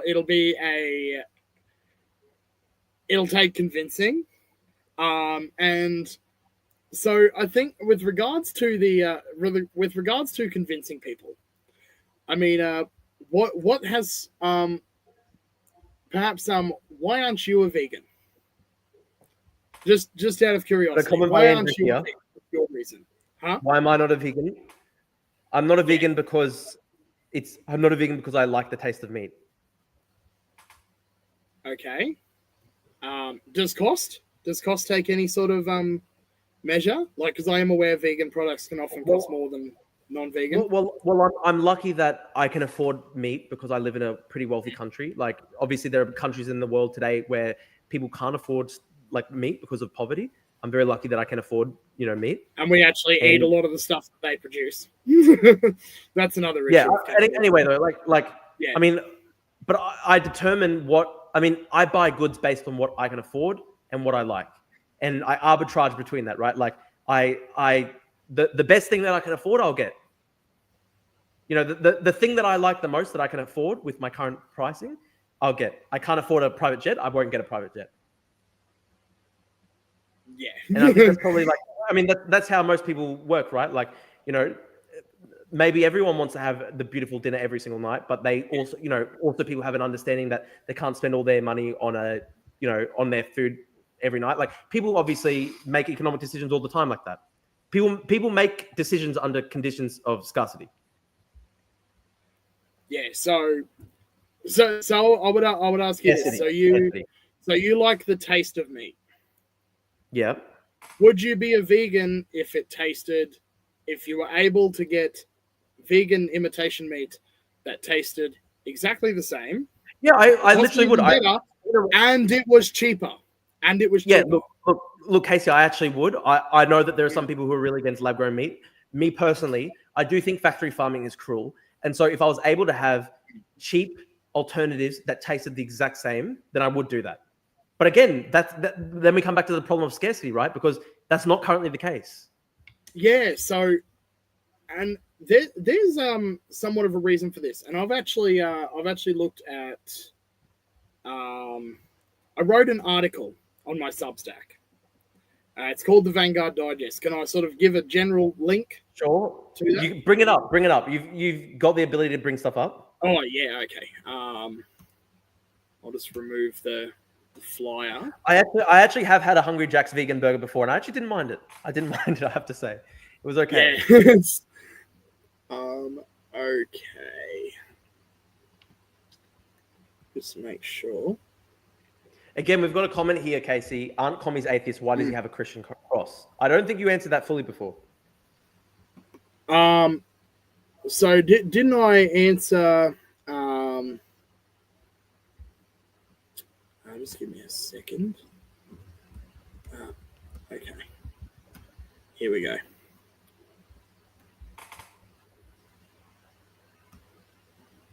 Okay.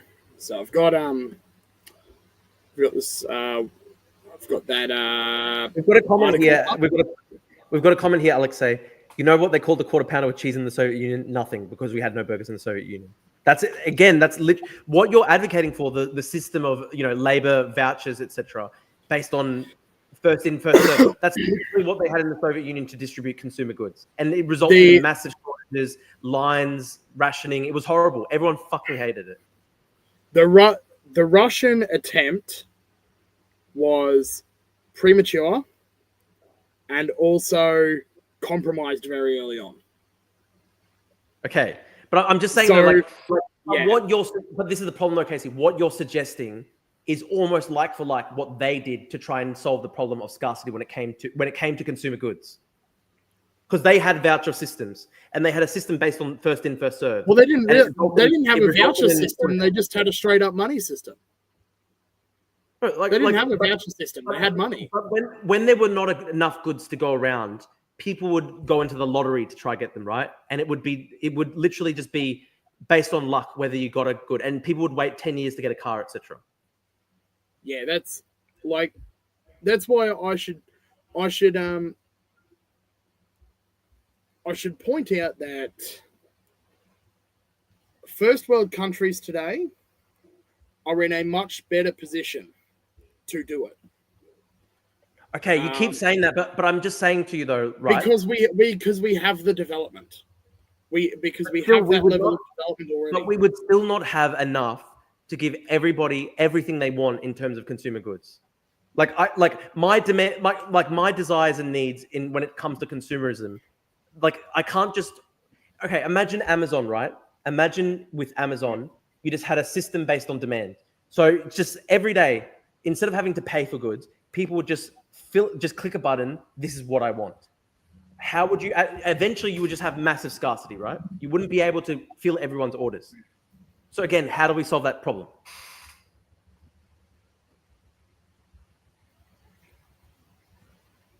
So I mean,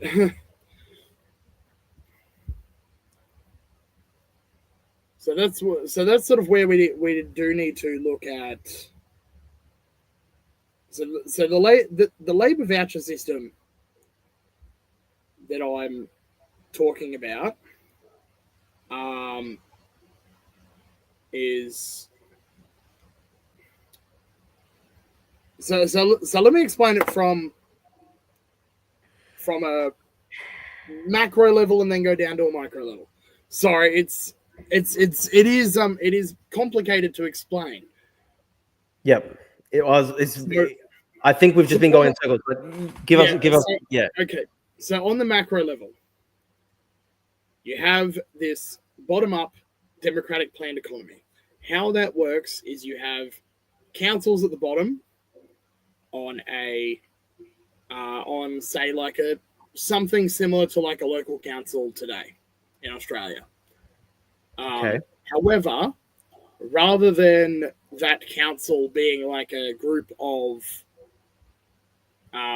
representatives that have been elected in an election, it is a sort of a people's congress, quote unquote. It's all the workers in that area are part of this council. It's a system of direct democracy at its most fundamental level. Now, and those councils will make decisions regarding local production, and that local production will be based on sort of what I get to when we get to the top. So it's dialectical in that way.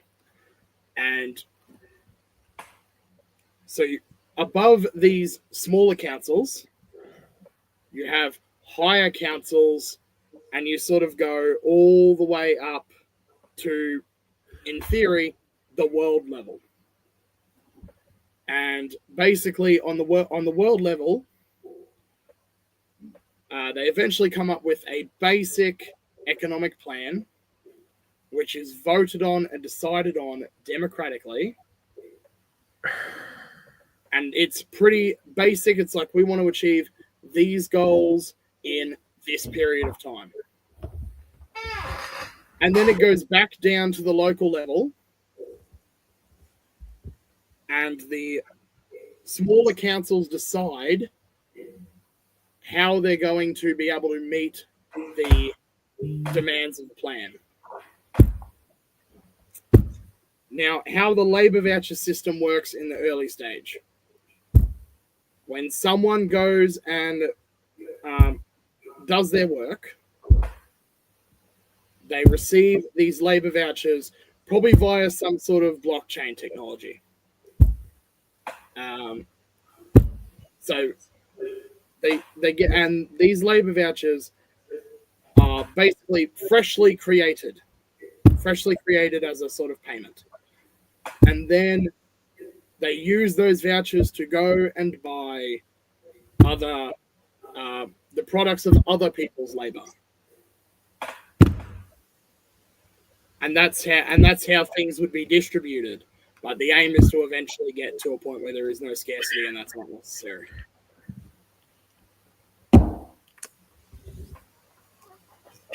Does that make sense? I have to say, mate, it's getting to a point where it's hard. It's hard for me to understand. But I keep, yeah. I mean, you said you've read Marx's stuff, right? Yeah, but what you're actually arguing though isn't really even orthodox Marxist theory. Like, you're arguing for some very strange things, like, for example, like, one-time use labor vouchers. It's I have to say, I'm just struggling at this point. I think that because I heard that from I was told about that from Trotskyists.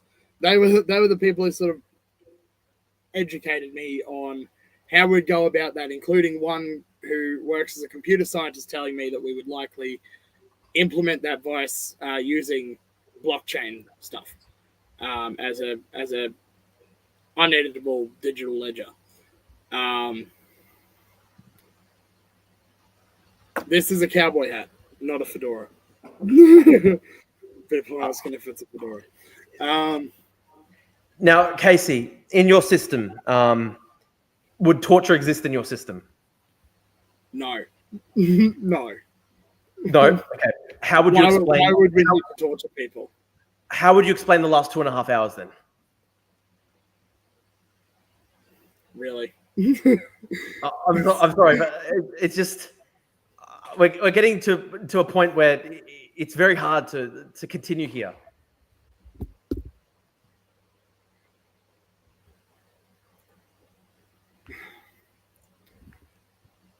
I mean, to me, it just seems you're just advocating magic. Like, it's just, whenever I put a question to you, you just say, well, it will magically happen hundreds of years away. Like, here's a question, right? How do you maintain social control? How do you maintain social control? Is that like already in the socialist system? Because you've already had somewhat of a cultural shift by then. That's my point, Casey. That's literally my point. Like, every time we ask you a question, you just presuppose like there's been some magical solution. So, for example, somebody asks you, how are you going to preserve social stability or maintain social control? And you say, well, just at this point, there's already magically been a cultural shift. The means to do that need to be prefigured within the current system through education, through solidarity efforts. Like, we need, like, so this is why I'm probably a bit closer to an anarcho-communist than a Marxist at the moment. We need to create the new society in the shell of the old. Okay, but you've never once. I don't think you've ever once explained how that's going to happen. Every time I sort of ask you, like, how are you going to do this? You just say, well, we're going to have some kind of cultural shift. But there's just no explanation. Well, no. So concrete steps, things like setting up mutual aid organizations. People who, can look at, who can do work in gardens to supply food to those who don't have any. And granted, charities already exist. The difference with mutual aid is that you already build a mutual aid organization with a form of direct democracy in it, built into it. So all of these organizations, whether you're talking about mutual aid or this community development fund idea that we spoke about, all of it needs to be built with a form of direct democracy in mind from the start. So okay, you just keep on saying we're going to recreate reality, but how do you do that? Well, okay, here's an answer, right? Say you implement the socialist system. Mm-hmm. Yeah. Say you implement the socialist system, then say that there are some people who want to try and overthrow the socialist system and go back to the old ways. How are you going to deal with them? Well, everyone would be armed for starters. So I'm sure. Like, so you're talking about like counter-revolutionaries, basically. Yeah. Okay. So how are you going to deal with counter-revolutionaries in the system? The people who are in those areas would, well, in the most ideal scenario, try to talk to them, or in a slightly less ideal scenario, putting them into like imprisoning them, or so you're going to imprison the revolution, huh? So you imprison enemies of the revolution in pretty decent conditions. That's good. I mean, sorry, if somebody we're not like the condition, and I should point out as well that socialists very much emphasize rehabilitative justice. So you're going to retrain. So you imprison the counter-revolutionaries and you make them undergo thought reform so that they are no longer counter-revolutionary. How is that different to the Stalinist Gulag when system? you say thought reform, what are you thinking is happening there? Because if you're talking about torture methods, no. I mean, you're talking about physical or psychological torture, no. Okay, but in this system, people are imprisoned for their political views, and they are rehabilitated. Well, no. They're not imprisoned for their political views. Okay, they would be imprisoned for like trying to violently topple the system. Okay, but what if somebody doesn't violently try to topple the system? They just refuse to cooperate with it, and they just withdraw their labor, and they just do not comply with the system. In an early stage system, if they can work and they don't work, they don't get anything. So it's the Lenin, he who does not work does not eat. Well, I mean, that's how the early stage has to. That's how the early stage has to work. So you admit, so you admit there's going to be coercion in the system during the early stage. Okay, it's not really. It's not coercion by a state machine, though. It's not coercion by a state machine. Okay, so it's much better because the local farm coerces you and imprison you. It's more like social ostracization. Okay, so you just outcast anybody who has different political views and doesn't want to work in the communist society. So someone can have dissenting views and still work, and they'll be fine. But what if they don't want to work on? What if they don't want to work on the agricultural collective? So, for example, somebody is a capitalist today. They've got a farm. Do something else. Okay, but how do you deal with the people who are already wealthy? The people who already have money and they don't want to be part of the new system, the kulaks, if you will. So you're talking about like the ruling class. No, not even the ruling class. Like, for example, middle class people who don't want to participate, and maybe they've got a business or something like that, a small business. What are you going to do to those people who don't want to like turn over their business to the collective? So how that would likely work is they would just be they would just be allowed to do what they want to do, but how do you force them to inheritance would be abolished. So after they die, it passes. Okay. What if people refuse to accept the abolition of inheritance? What if they try? So for example, a farmer tries to give his farm to his kids. The state then comes in and says, "We're taking it because we've abolished inheritance," and the kids refuse. What are you going to do to the kids?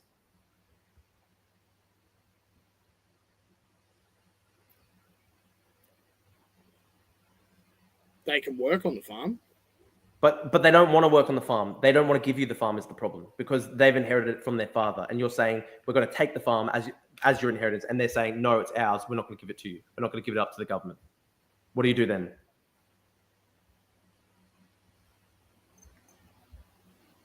Not sure. Not sure. I'm not trying to like troll you or anything. I'm just pointing out like the inherent contradiction here is a lot of your ideas are unpopular. To implement them would require coercion on a mass scale. And yet, and I understand you don't want to have that coercion. You're trying to say, well, I'm an anarcho-communist, etc. But fundamentally, how do you deal with the fact that there will just be people who don't want to comply with your system?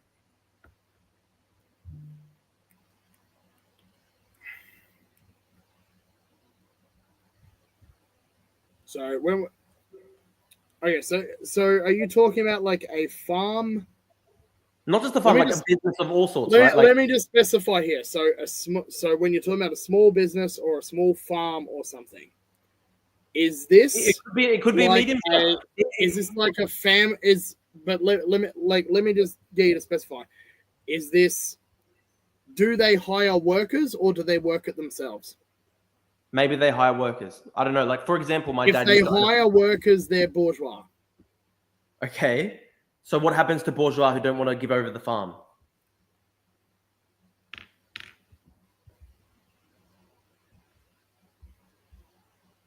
It just gets forcibly seized. And then what happens when they try to resist the forcible seizure? Say they have guns. Say they have guns and they say, if you try to seize my property, we will shoot. What are you going to do then? Shoot them. So you've admitted there's going to be coercion in this system. If somebody doesn't want to give over the family business that they've inherited, you will just shoot them. Well, coercion along class lines. Like it's class war. Like when you have an actual socialist system. So you've admitted when you have an actual socialist system, by that point, the bourgeoisie as a class no longer exists. Okay, let me just say. So you started off. Let me just say, Casey, you started off saying there's not going to be any coercion. There's not going to be repression. It's not going to be Russia and China. And then when I give you the example of somebody who resists handing over the family business to collectivize, you just say, okay, we will shoot them. So again, how is it different from China and Russia? Oh, hold on. So that's this is what started with the kulaks. Like if they're trying to resist with guns. Okay, say they don't try to resist with guns. They're just saying, okay, we won't leave the property. What are you going to do then? How will you force? This is the problem, right? How do you forcibly collectivize another person's property, and they're refusing to cooperate? What do you do then? So there would be. I just want to say, Electric Elephant donated $5, and he's asking me about Georgism. It's a pro-growth, liberal approach to wealth inequality. Communists suck. Listen, man, I'll have to read more. Georgism is like decommodification of land, right? Yeah. Pretty sure I've heard this talked about before. It's very interesting. I'll have to. This is a very bare minimum. Like that. Okay. That's a very bare minimum. Look, let's go back though. Collectivization, decommodification of land is definitely something I support. Okay, and anyway, though, like Nicholas points this out, right? Everyone always says real communism wasn't tried because they don't want to commit violence. But then when I confronted you with people who are resisting the communist policies that you want to implement, you admit that violence will have to be used. So again, we're just right back to Russia, China here. Violence. Hold on, but violence being used by who? The thing with like Russia and China is that you had a state with a police force and a military. Yes. That doesn't exist here. Okay, but it doesn't matter though, because there's still going to be violence to implement the system. You'd still have to kill people. You literally said just before you would shoot people if they tried to resist forcible collectivization. Yeah, it'd be normal workers shooting them. Like there's no state authority. Okay, so the bloke down the street shoots you. So as long as the bloke down the street shoots you, then it's fine. It's as long as it's not the state technically shooting you. Well, there's no state to shoot. There's no police. There's no military. So how are you implementing communism? It's just the armed workers. Okay, so the armed workers shoot you. How is that better than the state shooting you? You're still getting shot at the end of the day. It's not ideal. I agree it's not ideal. That's why I think it should not be implemented, because it's a shit system. I think any system that would require massive killings to try take people's fucking farms would be just retarded, just straight up. When you say mass killings, but how many people are we talking about? Well, in the Soviet Union, they had to kill millions of people to do forcible collectivization of agriculture. There were millions. Yeah, that's because Russia had a majority peasant class. Okay, so we've got a majority capitalist class in this country. There are millions. No, we have a majority working class that owns nothing, except maybe. There are literally millions of small businesses in this country. So what are you going to do when millions of people say, "No, I'm not going to give you over my fucking small IGA" or something like that? By the time revolution becomes viable, most of them will be out of business. Again, this is just back to the magical thinking thing. No. This is the result of capitalism.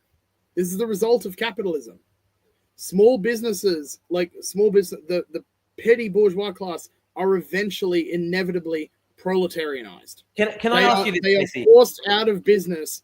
Casey, let me ask you this. The consolidation of wealth in the market. So Casey, let me ask you this: do you own a business? No. Now, I've been pointed to by somebody who's watching the stream that you're the sole owner of Vanguard Books Australia. That's just a label because I'm writing books, in the process of writing books. Okay. That will just be a self-publishing label. Okay, it says here, my literary works are available on Wattpad web novel and other reading sites, with primary works including the Sonic Revolution fan fiction series based on Sega's Sonic the Hedgehog. Yeah, okay, so you're the sole owner of a Sonic the Hedgehog fan fiction production business, right? How are you not the bourgeoisie? What happens when the government wants to collectivize your business? What if the government says Sonic the Hedgehog fan fiction should be produced by the workers only? There can't be any sole owners in the Sonic the Hedgehog business, and we're gonna fucking shoot people like Casey if they don't hand over the intellectual rights to their Sonic the Hedgehog fan fiction. Oh well, I'm all for the abolition of intellectual property. Okay, so you're happy with someone just stealing your Sonic Hedgehog fan fiction? Yeah. Why? Why? Why would you be happy with someone stealing your work? So okay, so let's talk about the problems that spawn from intellectual property. So you have and Look, so, IP is one thing, but my point here is you own a small business. The small business is to do with, well, technically not. I don't even have an ABN. As I said, it's a self-publishing label to put on the cover. Okay, but presumably you make money from this? No. Then why is it described as a business if you don't make money from it? I just I wonder, like, where did they find that, actually? Because that's probably... I just got it sent to me on my Discord. Is it like an... I don't know if it's your LinkedIn or something like that, but... Maybe. I haven't updated that thing in years. I haven't actually published anything yet. Apart from, like, an old draft of the fan fiction that's on Wattpad. That's... Okay. But theoretically, say you were very successful in the business of Sonic the Hedgehog fan fiction, and you had a Patreon and you're making... Well, I have original... like, a Sonic fan fiction has to be free anyway to avoid copyright infringement from Sega. But I do have original novels in the works, so maybe we can use that. Okay, you write these novels, and say you're successful with them and you make hundreds of thousands of dollars, and I've got no doubt that you will be successful in the business of writing novels. Now, would you want to just hand over all the money that you make? Huh? Hand over all the money to who? I don't know, the collective, like the workers, the armed workers.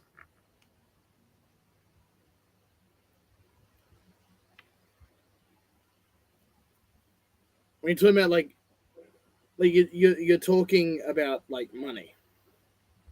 Well, like you want to write books, right? Presumably, you want to be paid for these books. You want to make money.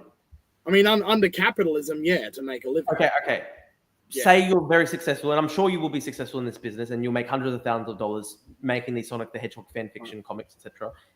Why would you really be happy to just hand over all the money that you've made to, like, an armed collective of workers? Well, if we're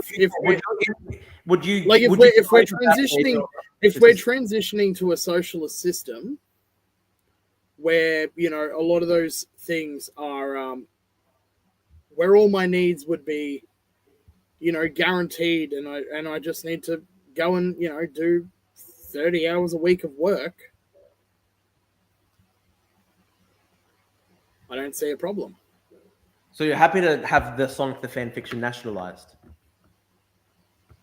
Or the other, like, I would be... So, I mean, you're talking about, like, I'm producing this stuff myself. Yes. Like, I'm producing this stuff myself.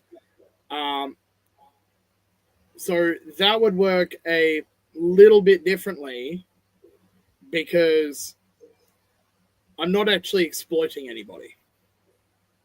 Okay, so you're allowed to make your own wealth then in this situation. Oh, you're definitely allowed to make your own wealth. Although wealth. But I thought we were supposed to be. Like, socialism. When we're talking about, like, when we're talking about socialism, there's no money system. So there's so it would be more of, like, you do it because you love doing it. Okay, would you get labor vouchers for the Sonic the Hedgehog fan fiction?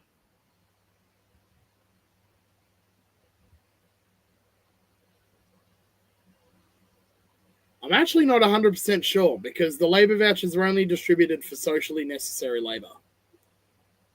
That probably counts. Okay, so it's socially necessary. But again, this comes back to my question. As a means of in the same way that, like, producing movies would be socially necessary labor. Okay. A form of entertainment. But again, this would actually come back to my question from before, Casey, where I actually said, okay, like, for example, a doctor's labor. Would it really be fair for them to get the same labor voucher as you producing Sonic the Hedgehog fan fiction? Oh, no, of course not. The doctor would get more labor vouchers. Okay. How do you determine like how by what magnitude? How would you determine it? So, well, so like it would work on using something similar to like a supply and demand based We've on like, reinvented markets. We've gone back. that's We've reinvented markets. We've done it. We've literally done it. We've reinvented markets. That's not reinventing markets. But supply and demand is universal. That's not like that doesn't necessitate capitalist markets. Like laws of supply and demand existed before that. Like even like if we're getting to like my problem though. That was exactly my problem. I was trying to say to you before. I was trying to say this to you before. So the laws of supply and demand. When there's more demand for a certain good than supply, how do you determine who gets it? Well, that's where you look at either. Like, I mean, if you don't have like this post-scarcity situation, you need some sort of way of, it would work relatively similarly to now, except replace money with labor vouchers. Except you replace money with labor vouchers that are minted when labor is done and destroyed when they are spent. But Casey, what's the point? You're saying we would just do what we're currently doing. So why have a communist revolution? Because we're not doing what we're currently doing. We don't currently have common ownership of the means of production. We don't currently have we don't currently have common ownership of the means of production. Okay, what we currently have is an exploitative system. Okay, but we have an exploitative system where a few extract profits from everyone else. Here's my problem, right, Casey? In this 2-hour debate, you've reinvented the concept of government, you've reinvented the concept of money, you've reinvented the concept of markets. All these things currently exist, but you just want to like. How have I reinvented the concept? Hold on, you said I've reinvented the concept of government. I proposed a system of that was essentially your idea with the CDFs, the community development funds, because you were saying, oh well, we would have a common pool of funds that people pay into, and people would elect delegates to manage it. And that's literally what a fucking government is, because you elect somebody in the parliament to manage your tax dollars. Except that all of those government officials don't act in our interests. Okay, how do you ensure that they act in our interests? You can't. Because the purpose of the government is to serve the ruling class. All the parties do it. In your system, how do you ensure that your representatives work in the interest of the people rather than the system right now? So Magic? One, they are mandated, which is that rather okay. Rather than simply making decisions, they simply have a mandate to carry the decision that's made democratically by the lower people in the smaller councils and carry that decision as it is made to the higher bodies. So the people decide directly. They don't elect representatives to decide. Okay, so you could just have direct democracy then. That is direct democracy. That's what I'm talking about. But that's not communism, is it? It's anarcho-communism. So there's direct democracy. Yeah. Again, so it's democratic. What if somebody doesn't want to participate in the system? That's the problem, right? Well, it would be participatory in the sense that, like, whether they vote for or against something. Okay, but what if a bunch of workers come together and they say, we're not going to vote to collectivize everything. We think the means of production should remain private. What happens if those workers say that? So they would be perfectly entitled to say that. Okay, so then communism then. Are they the dominant faction? What if they are? What happens when they are? Then we just have capitalism again. Revolution failed. Better luck next time. Why go through the whole point? What's the point? Like, if the people want to reinstate capitalism for whatever reason, revolution failed. Okay, so let me get this straight, right? In your system, armed workers, if they so choose, could go around and just shoot people to take their property. But if those same workers eventually decide, this isn't working out, we're just going to vote to bring back capitalism, they could.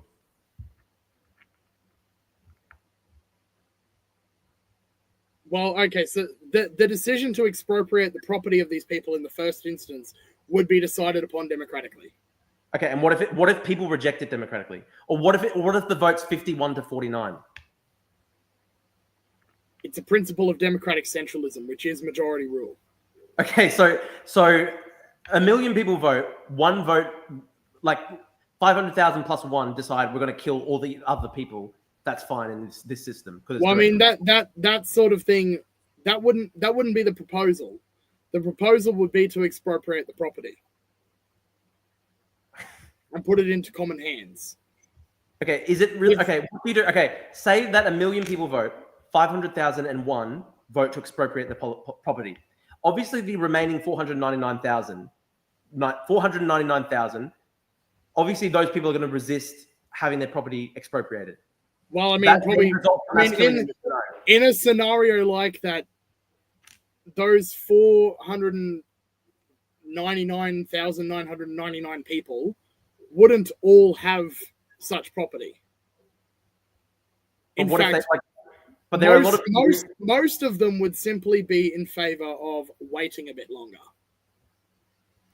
They wouldn't own anything, but they would want to maybe wait a little bit longer before expropriating like small farms, small businesses.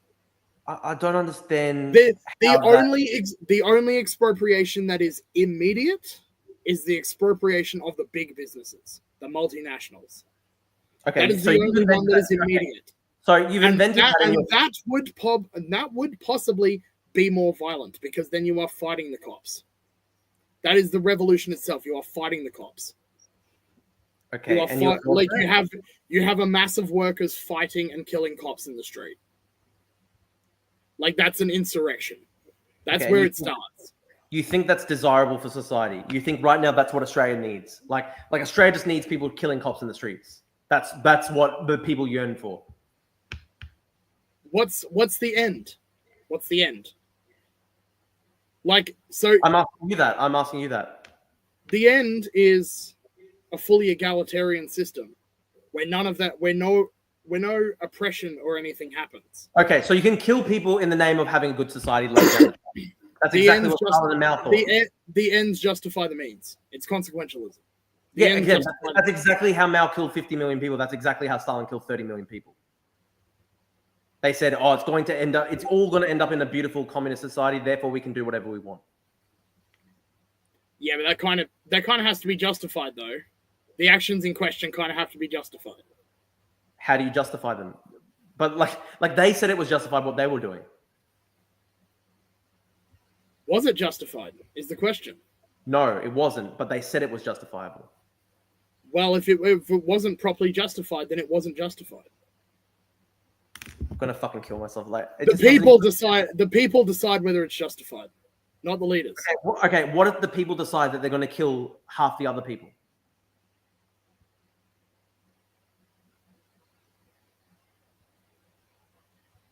Well, that's a pretty shitty fucking scenario. It can happen though under the system, because this is the problem, right? Like under your system, there's no check and balance. Are there any checks and balances against the exploitation of people in this system? Yes, you can vote for a party to reform the government, and that's how we got Medicare. That's how we got universal public health care in Australia. Yeah, okay, but that doesn't address the fundamental problem. The fundamental None of those. And here's the thing: if you tried to vote in a party to reform things to address that fundamental problem, that ruling class would, like, let's say we actually elected like a socialist party to implement socialism via the ballot box in Australia. Yeah, let's say that. What do you think the ruling class would do? Where, America, can you overthrow the government for us, please? That's what they would do. And then we get invaded and cooed. And sorry. Or they would mount their own counter-revolutionary effort to install a fascist dictatorship. Okay, so your argument here is because people would resist communism being implemented, therefore we should have communism. Because the ruling class would implement it, would resist. So exactly, your argument here is very circular. You're saying because the ruling class would try and resist the implementation of full socialism, therefore we should have a revolution. That's why a revolution is necessary, because they are the ones who control the system. If by some chance, which is incredibly unlikely, you're able to elect the party that will implement it, it will be sabotaged before it goes anywhere. They will make sure of that. Okay, so you're admitting here that there will be mass resistance towards the implementation of your ideas. So therefore, why is that an argument? Well, no, it's not even necessarily a domestic counter-revolution. The other option, if they can't do anything at home because the vast majority of people do support it, which would be necessary for this party to be elected anyway, they would need to have popular support. The other alternative is they just go and cry to America. They go and cry to America to overthrow another government. Casey, what you're basically saying, though, what you've basically said over the past half an hour, though, is if there's popular support for something, then anything is permissible in service of that goal. So, for example, if there's popular support, 50% plus one for a certain policy, then the workers just can come around, arm themselves, and just kill people. I do think there should be some. I do think there should be some checks and balances to try and prevent the most egregious situations. Like, I do think there should be checks and balances in place to ensure that political minorities cannot be persecuted. Well, can I ask something, Casey? Can I ask something? We're going to have an audience question. You said there wouldn't be a state. How would you have checks and balances without a state to enforce them?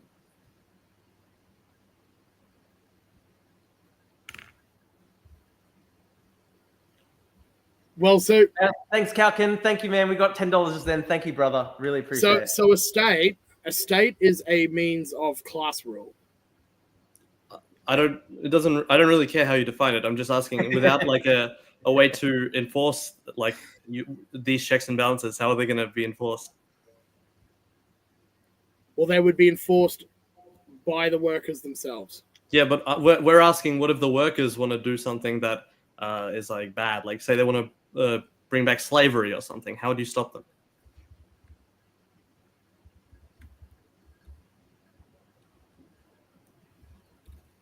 There are a number of ways. Name one way. One could be some sort of force or militia that is considered external to the forms of government that can enforce checks and balances. I mean, so I think what you're describing is a police force, almost like it would police the population to stop them from breaking laws, right?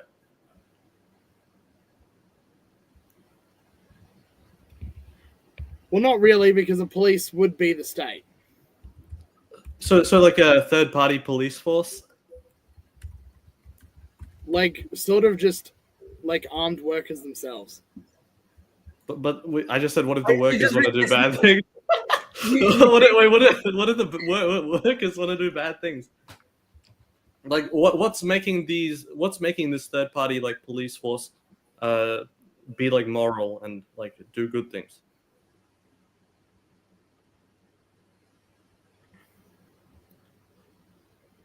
Well, they would need to have an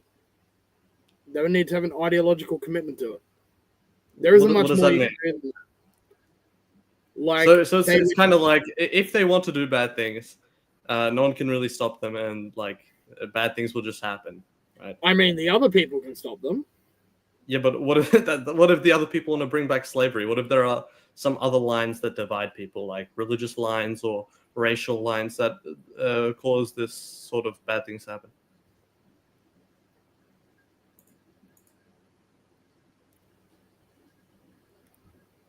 Well, I mean, the idea is to try and harmonize all that.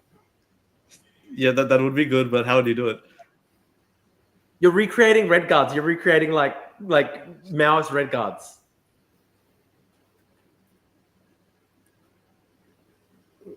Stalin had an ideological commitment to Marxism. No, he did not. So can you just answer the question? He revised it on a fundamental level. Okay. He called something socialism when it was not. Cool, but how would you make sure that racism or religious divides don't cause the workers to do bad things? That all has to be done before the revolution. How? That all has to be done before the revolution. How will it be done? Grassroots efforts, mutual aid, building organizations. Not an answer. That's not an answer. So how is it not an answer? How is it not an answer? Because it's the same as magic. You're just saying when we ask you a concrete question, you just say grassroots efforts. It'll just be done. We have to we have to engage in those grassroots efforts. So otherwise, it won't get done. So Casey, are you telling me the current state is going to work to make sure that people are not just to prepare them for the revolution? The current state is going to do that? No. The current state won't do that. But you said before the revolution. Ourselves. You said before the revolution. We, the people, have to do that ourselves. Yeah, but I'm saying, what if the people are racist? Yeah, exactly. Like, what if the people are the people of the American South, during the fucking antebellum era, during the era of slavery? What do you do then? Then you're not really going to achieve communism, are you? You're far more likely to achieve fascism. That's the point. How the fuck do you actually do any of this? It's. I'm sorry, man. Everyone is, at the end of the day, driven by. Everyone is made by their conditions, their past. Not everyone can be convinced. So what do you do with people? If you can't convince them, what do you do with them? And you've already said that some of these people have to be shot. So it's just we're back to fucking Stalinism. Well, going back a tiny bit, let's just assume that they're all committed to communism or whatever, and then they're voting on how they're gonna do it. Are they gonna expropriate property? Are they gonna do this? How do you know which outcome is gonna lead to communism, and how do you know that they will vote on it? I don't like Putin, by the way. Fuck Putin. Yeah. So how you answer my question? So that is really so you're talking about how do we know how to get there? Well, how do the workers know what to vote for in order to achieve communism? Well, they have to be educated before that. So is there a step-by-step guide that 100% leads to communism? Not really. There isn't. What are they going to be educated on? It has to. So that program has to be built based on the conditions of the time and place. Okay, so that doesn't answer my question of how are they going to. There are also some. How are they going to work towards communism? There are some central principles. There are some central principles. So how are they going to work towards communism if there is no plan to work towards communism? How do they know what to vote for? I mean, there would be a plan. The plan would be decided before the revolution. So there's this big plan towards communism, and then there's going to be a revolution, and the workers are all going to vote on that plan. Okay, so it's just the same as saying they vote on that plan before the revolution. How? It's prefiguration. Yeah, we build the new society in the shell of the old. Yeah, but wait, you said they will vote on it before the revolution? So that's like a program, right? Yeah, but how do you know that's going to lead to a successful revolution, this plan? Well, the plan includes a way to get to the revolution and then what to do afterwards. Yeah. So how do you know the plan is going to be successful? It can be altered if it's not succeeding. No, but the thing is, it can't be altered because the workers are voting on it. And how do you know the workers know the best way to go? The workers can vote to change it if it's not working. I know, but how do you know how do the workers know the best way to achieve communism? Wait, what? How do the workers know which way to vote to achieve communism? Well, they need to be educated first before. Yeah, but there is no education. There is no education that's the decisive way to achieve communism. I mean, that's where you show them theory. They read the theory. And how do you know the theory is going to work? How do you know the theory is going to work? Because the theory is based on a scientific analysis of history. And that has never happened. Communism has never been achieved. So, like, there's no evidence that this will ever. It's even possible. We get the workers to read theory. I love it. I mean, we got to do more than get them to read theory. There does need to be concrete work. Like theory without practice is nothing. Practice without theory is just as useless. So let me get this straight. You're going to get elected, and then you're going to teach all the workers how to be communists, and then you're going to do a revolution, and then those workers are going to vote on communism until communism is achieved. Well, they would vote on, like, you know, an economic plan with that goal. Yeah. So that doesn't sound like a good plan. I'm not gonna lie. How? Well, because you don't know how to achieve communism. You say there's theory, but you don't know if that theory actually will achieve communism, right? I mean, you do need to work with the conditions as they develop. That doesn't answer my question at all. We know what the end goal is. We know the rough outline of what the end goal is. We can't kind of we don't. Okay, well, we don't know. First of all, we don't know if the end goal is even possible, and second of all, we don't know the path towards the end goal. Why wouldn't the end goal be possible? Because what you were describing before is this post-scarcity society where, like, most of the material needs are met just magically or something, or by automation. The automation has to be built. Casey, one of the big problems, Logic Australian's right. One of the big problems is, like, some of the workers got shot by the other workers on your commands. So how do we solve that? Some of the workers got shot by the work.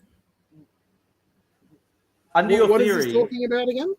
Under your theory, some of the workers decided to arm themselves and shoot people who were resisting the revolution. So, you know, how do we deal with that? Some of the workers have shot the other parts of the working class. Who were those other workers? Well, the ones who didn't want communism.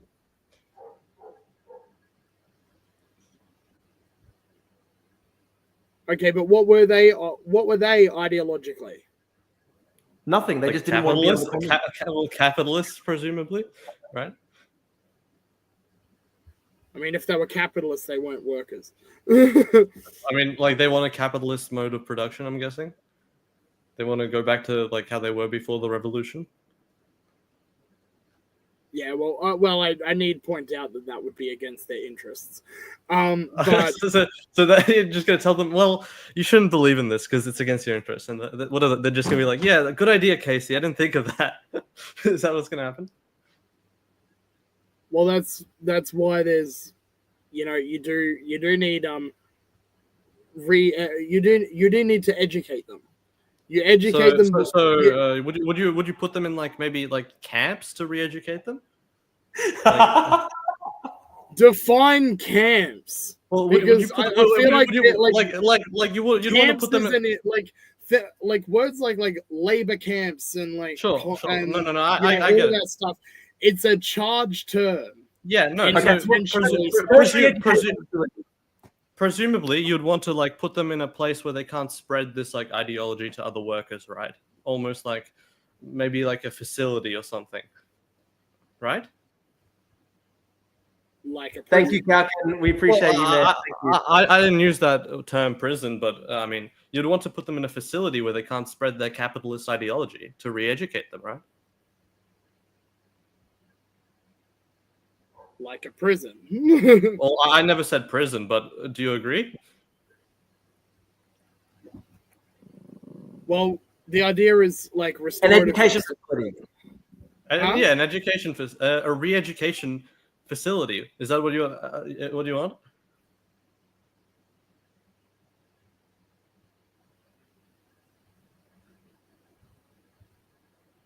Well, they wouldn't really. If we're talking about like a sort of anarcho-communism, well, I'm just asking you. Probably couldn't. There probably wouldn't be a way to mandate that. So if they want to leave, you just let them leave. Summer camp. Yeah. So Yeah. what if these workers are, If they want to leave, you let them leave. so what if these workers are in your society spreading like capitalist propaganda and like making people become capitalist? You're not going to do anything about that? You're just going to let them? Well, there would be a system of like, you know, where people can voluntarily go and get educated anyway. They don't want to. Yeah. That's the whole point. They don't want to. I have a feeling that if they're capitalists, they probably don't want to. I'm talking about the other people, the people who are on board with it. Why do they? If they're on board with it, why do they want to go to the re-education facility? Well, it's not a re-education facility. That's like, this would be nothing different to a university. Yeah, I'm talking about people. Hold on. How is university? How is the existence of universities antithetical to communism? No, wait, listen, Casey. How is the existence of education? No one said that. No, Casey, I'm asking, what if inside your society there are these capitalists that are like subverting the workers and trying to convince them to go back to a capitalist system, right? I mean, they would only need to convince 51%. You said yourself that it's a majority. So if they convince 51%, and they disband the revolution's over. That doesn't sound very stable, you know? Yeah. Or say they aren't even capitalists. Say they are like race fundamentalists or like really religious people. How would you get to the revolution in the first place if this was the case, though? What do you mean? If people were so easily, if people were so overly willing to just switch mindsets like that after like during the revolution. So you're saying before the revolution they're easily going to switch? Why would we have even gotten to that point? How would we have even gotten to that? Well, you're saying that before the revolution they're going to switch their mindsets to become perfect communists, but after the revolution they're unable to switch their mindsets? That requires being educated from a place where they're not so educated and just listening to propaganda on the news. What are you talking about? Like we're talking about educating people who are not aware of it, who are not aware of the reality, who are just hearing what's on the news, who are just hearing what the politicians are saying and believing it. But I said in this communist society, class consciousness is not so easily destroyed. Listen. I said in this communist society, what if there are like people who are spreading race propaganda or religious propaganda? And you said that won't be possible because if they will never be at a point where they can be easily educated to become racists or pro-religion. Then how are they going to become easily educated to becoming communists if you're saying they can't be easily educated, you know? Well, because when they're being educated to become communists, this would be in conditions of like late stage capitalist austerity. But if you're suggesting that a revolution has happened and then you have a minority of like fucking neo-Nazi adjacent people ideologically trying to convince other workers who are already class conscious, who are living in very decent very, very decent conditions, even relative to capitalism. Well, that's an assumption, right? But I mean, you can't say that for sure. I mean, that's where we want to be. Yeah, that's where we. I want to be. I want to be in a mansion. That doesn't mean I will. Like, sure. If class consciousness is not easily destroyed, because you had multiple generations, the people like how many of the people who were like revolutionaries that pulled off the revolution were still alive when it was over? Wait, so let me just clarify this. No matter how bigoted, you're not going to put anyone into any camp that will be like they'll be forced to be re-educated. Not if they're not being violent. Yeah. If they're hurting people, just ideas, right? They are hurting people, then that needs to be dealt with. No hurting. They just want to go back to capitalism or bring back slavery, but they're just saying it. They're not doing anything. That's fine. So you're just gonna let them like convince people? It'll be in a situation where not a lot of people are going to be convinced, because radicalization requires bad material conditions already. We've got a really good comment here. We've got a really good comment by Lendu. Kudos to Casey. He will keep talking until everyone surrenders to his gulag education camp. Hey, doggies. People weren't paid for being in the gulags, right? People weren't What? paid. Is it a slave labor camp if they're paid to do it? Well, What? I mean, I want to ask you. Okay, so with the gulags in the USSR, they were like, it was sort of forced labor. They didn't get paid for it, right? There's a prison system. yeah. Well, Yeah. I mean, just to be clear, like if they're paid or not, that's not the bad part. The bad part is it being involuntary, right? Like they can't leave. So it's all about the payment. Like Well, if they're paid, Hang on. If it's involuntary as punishment for like violence, then that's different to like I'm not talking about. well, I'm just if saying. Someone Like, has gone, if someone has gone and killed someone, like the idea would be, yeah, you probably like force them to work, but they get paid for it still. yeah, so that's just like prison, like today, like just any prison, right? Well, except they're getting paid the same as anyone else. Yeah, but you're forcing them It's to not work. just a private prison. It's not just like a private prison. But it's as punishment. Like what's the alternative? You just throw them in a private prison that exists in America. I mean, yeah, but just, hold on. It seems like you're just reinventing things that already exist. Those private prisons, they get paid like fucking literal cents. They It's get a paid literal worker-owned prison. Oh yeah, worker-owned prisons. But so, yeah, but the issue is not that you're paying them or not; it's that you're forcing them to work. Like, what if they don't want to work? Are you just gonna like shoot them? What's okay? What are we punishing with this? Is the question. I mean, not political stuff, not political persecution.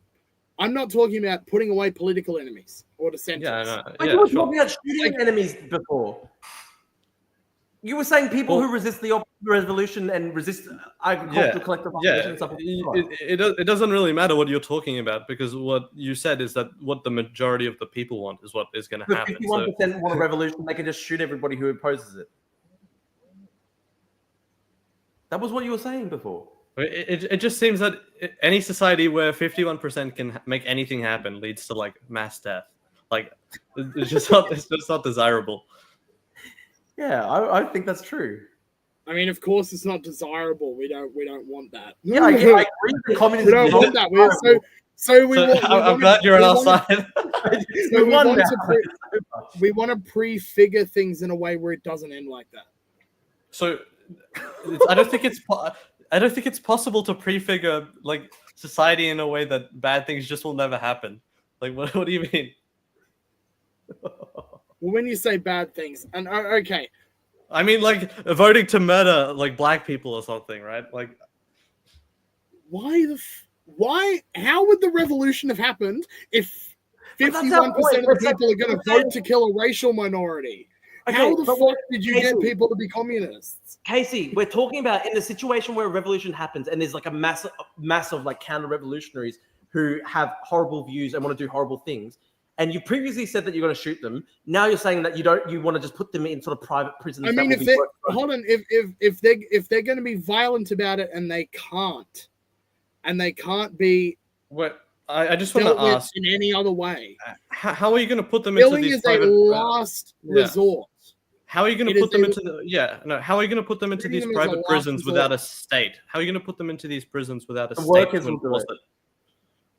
Like they'd be operated by the councils. So there's going to be like worker-owned like judges. Council prisons. Holy fuck. Well, actually, the councils would literally be like courts as well.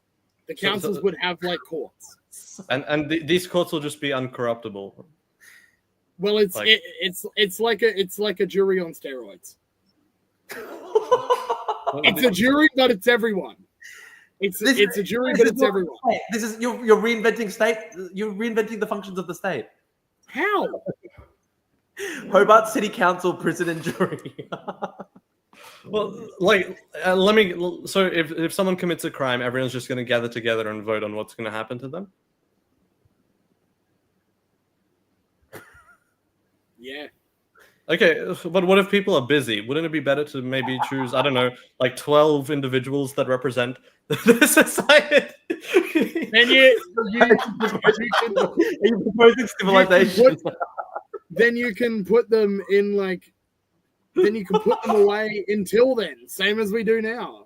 No, we don't. We don't do that. What do you mean? We don't get What do you everyone mean? to vote. You're saying we don't have watch houses where people wait for a court hearing. No, I'm saying in court hearings, you don't get the entire population to vote on whether they're guilty or not. You get like We just have daily referendums.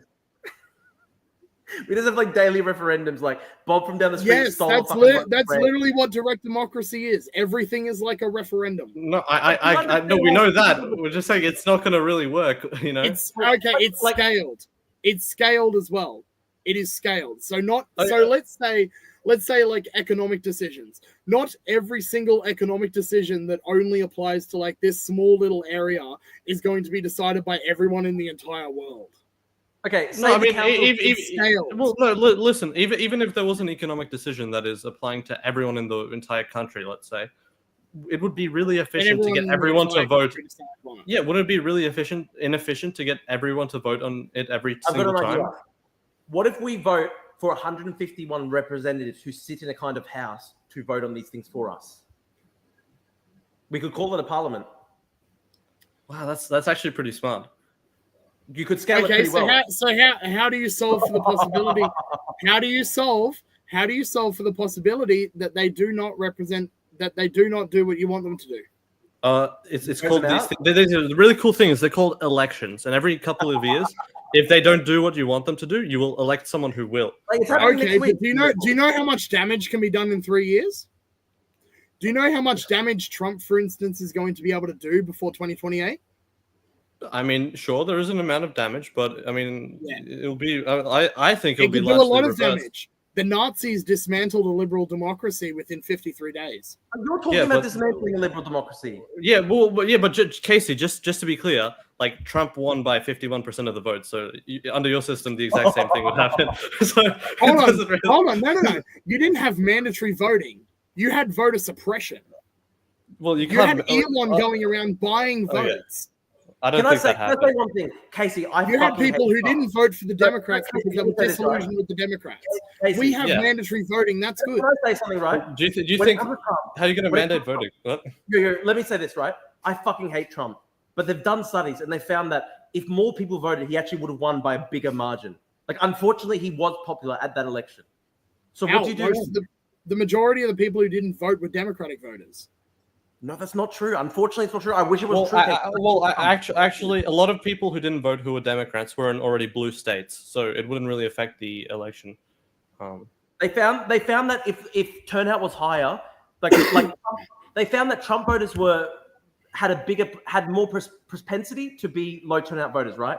So if turnout was higher, then people would have voted. There would have been a larger vote for Trump, and that's a sad thing because I don't like Trump. And I'm just admitting the fact, because basically it was low information voters who really favored Trump, and they're low turnout voters. When you increase turnout, those low turnout voters vote, and they're the ones who vote based on very little information, and they were the ones who favored Trump.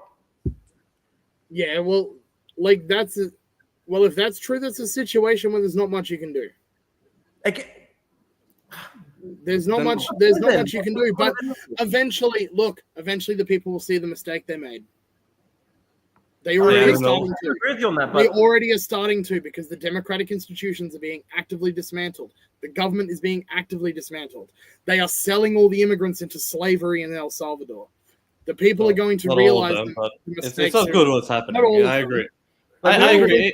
It's bad, but they will realize the mistake and they won't be able to get him out. That's why it's good they still have guns because they will need them to get him out. Yeah, no, okay. But my point is that under your system of majority voting or majority rule, the same thing would have happened. So it's not necessarily an argument for or against, right? Well, look, that's an unfortunate fact of a democratic system. I do care about democracy. But your argument against democracy is dismantled by your argument. What do you mean? You were just saying before that a lot of damage can be done in 3 years. So what do we do? Okay, so the solution: instant recallability. Instant recallability. If they do not do what they promise to do, if they do not do what their constituents want them to do, they are instantly recalled by democratic mandate. So like a form of would it be like maybe would you call it an impeachment almost? Yeah, but by the people. By the people. What about if it's done by representatives who the people vote on? No, because that doesn't fix the problem. What if they're all corrupt? I mean, how do you fix that? Cancel elections or something? How do you fix that in your system? What if all the people elected as delegates in your system are corrupt? They can be like the people can decide to remove them immediately, effectively. What if they don't want to remove them? Like, what if all the Trump supporters continue to support Trump? What do we do then? You can't really do anything in that situation. If the people are put into a deluded state of mind like that, then there's nothing you can do without compromising democracy.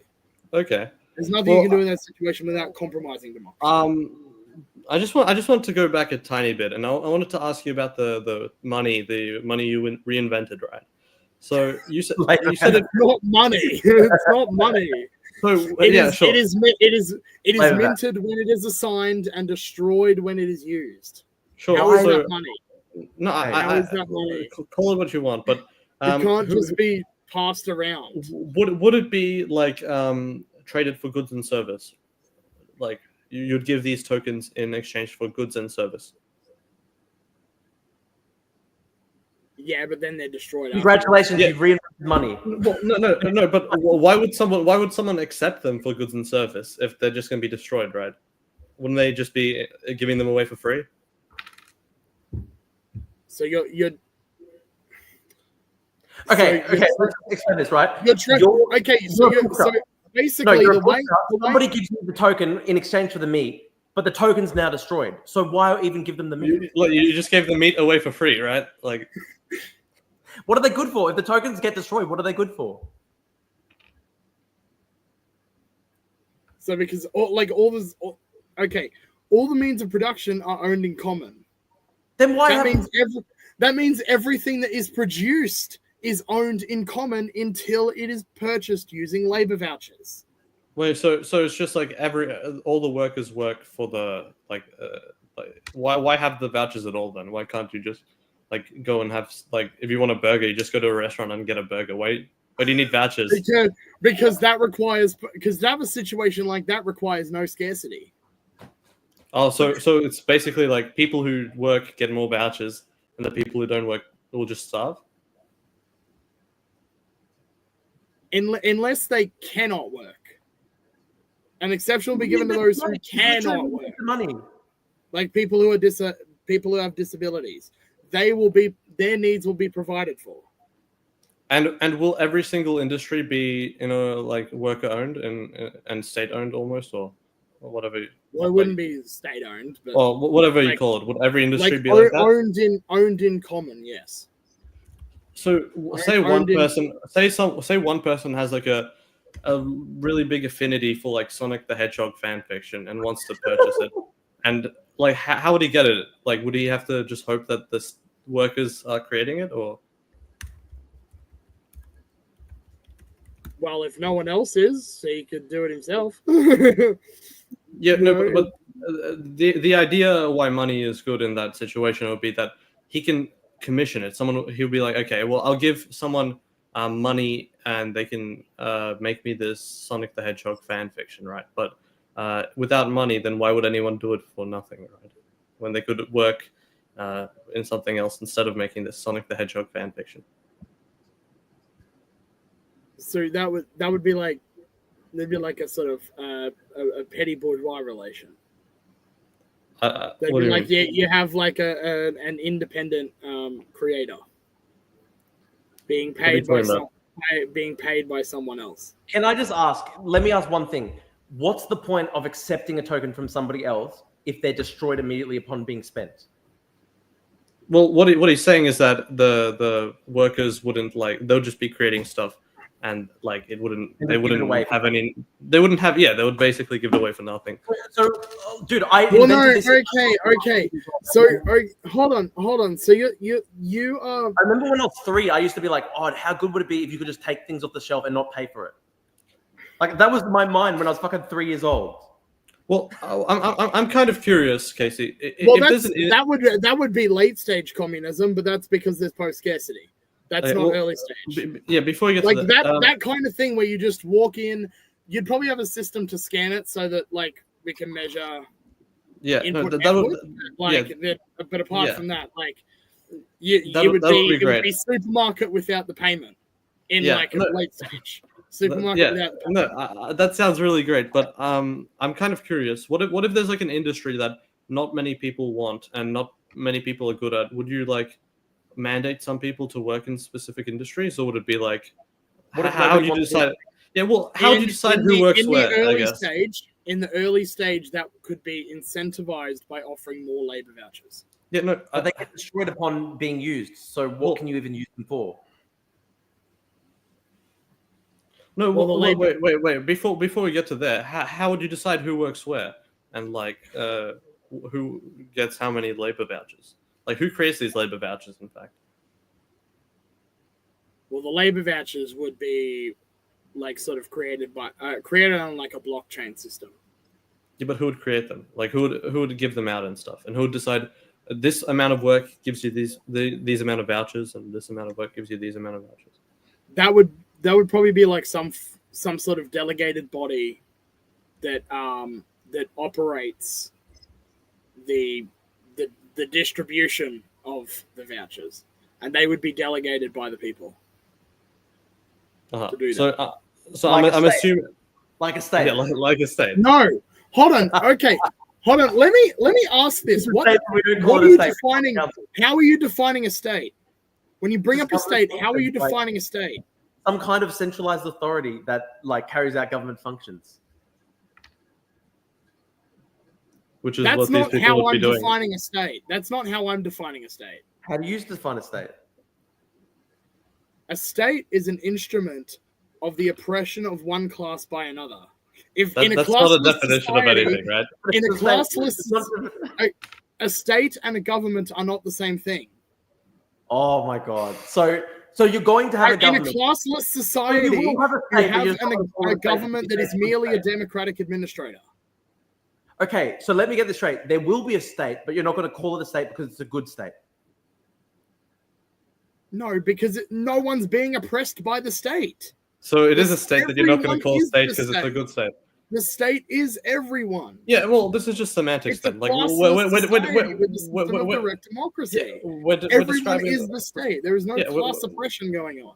Yeah, we're describing the same thing, right? You just don't want to use the word state because it sounds bad. Right? I'm defining a state how Marx defined a state, and how anarchists define a state as well. Sure, but you know what we say when we say state, right? So you can pretend we're talking about Well, whatever. in that case, yeah. Like if we're using your definition, yes, it's a state. So Wait, good But comment. it's The Council of the People will delegate its powers to police the populace, issue currency, and everyone will comprise the council. So it is a state. So it's not really anarchist then, if it's just a state. But the anarchists use the definition of the state that is based upon class lines. So let me get this straight. Anarchy isn't semantics. So, let me just get this straight. You can if have. we are defining a state how you're defining a state, then a fucking tribe of hunter-gatherers 100,000 years ago counts as a state. Not really. No, they. How They not? don't have a centralized authority that can. They don't have a centralized authority that can perform key governance functions like policing, issuing currency, that sort of thing. Hold on, so, like, did they not have chiefs that were still accountable? That were still accountable. Listen, I'm not an anthropologist, but I don't think they had chiefs in the hunter-gatherer days. I mean, everyone knows like tribal societies. It was later. It wasn't initially. You're talking about like Indian societies, like Native America. Good question by Christopher, right? Did the hunter-gatherers have prisons? Did they have currency?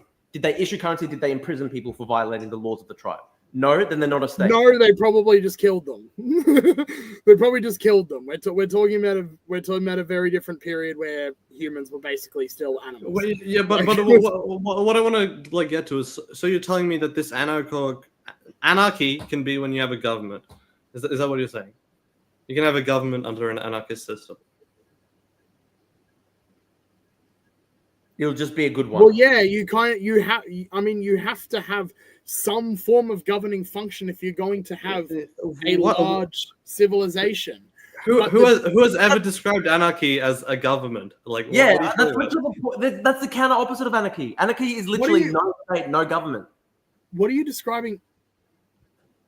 We're telling you don't know what anarchism is, because anarchism is literally the abolition of the state, abolition of government, like a non-hierarchical. Not abolition of government. Yeah, non-hierarchical, horizontal power structures, bottom up.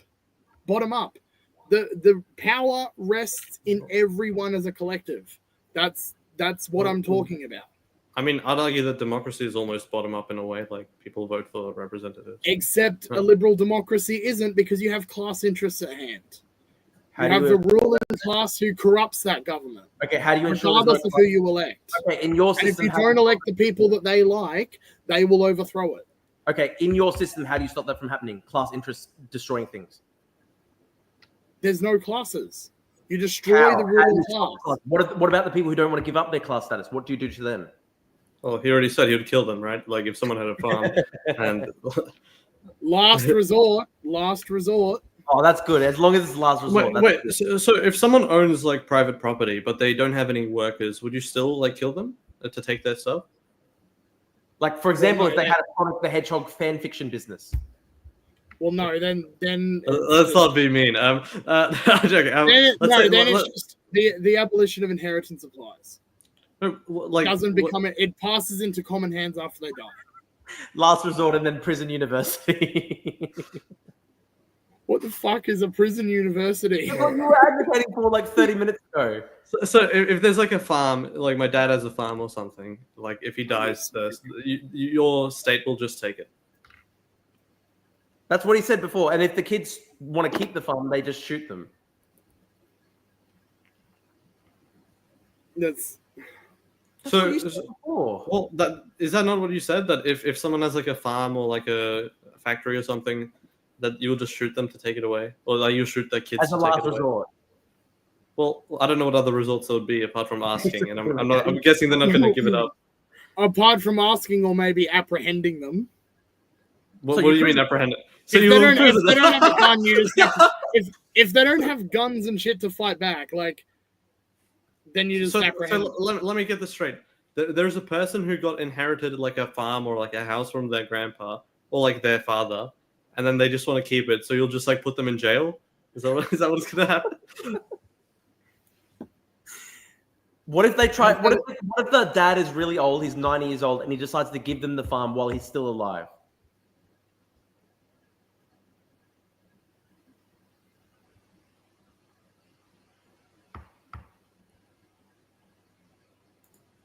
Stumped you with that one. There'd probably be something put in place where you can't do that. Okay.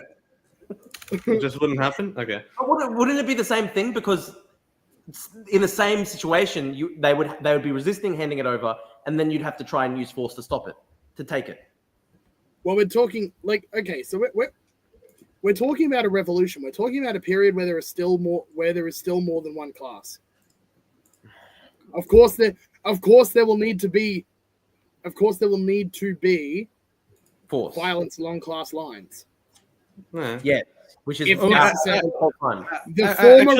former ruling class needs to be destroyed somehow. Otherwise, that brings up a good point. Where do you separate the classes? Like who's on their relation to the means of production? Okay, so Hassan Piker, who's a streamer and he makes $10 million a year and lives in a mansion, because he's not exploiting anyone, he just owns his own streaming channel. That's fine. Wait a second. Hold on, is he renting out properties? No. Wait. Hold on. What did you say he owns? What did you say he owns?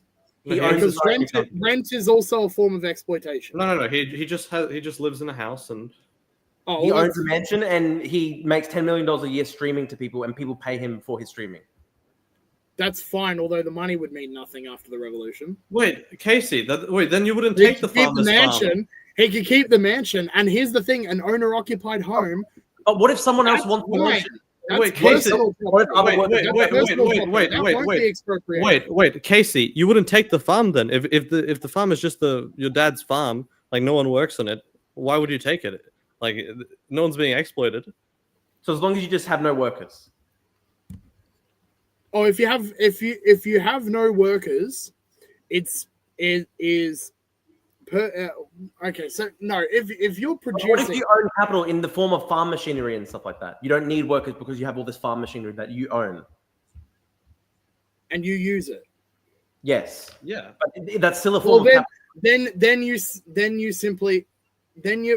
then you would count essentially as working class, and you would just participate in the same planned economy. So everyone can be working class. Jeff Bezos can be working class as long as Yeah. he uses Jeff Bezos doesn't fucking do anything. No, but if Jeff Bezos theoretically automated every single factory and he just owned Amazon and he automated every single factory so that there was no worker. He owned all the capital, but there were no workers that he was exploiting. He's then working class.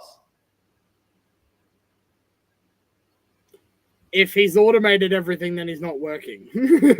No. But you said as long as they don't hire people or don't exploit them, then they're working class, right? So, like Well, like sometimes technically they count as what, like an independent producer. Or Yeah, an that would independent be producer. in this situation. That sort of thing. It would simply be like the way that they produce and where the product would go would simply be subsumed to the planned economy.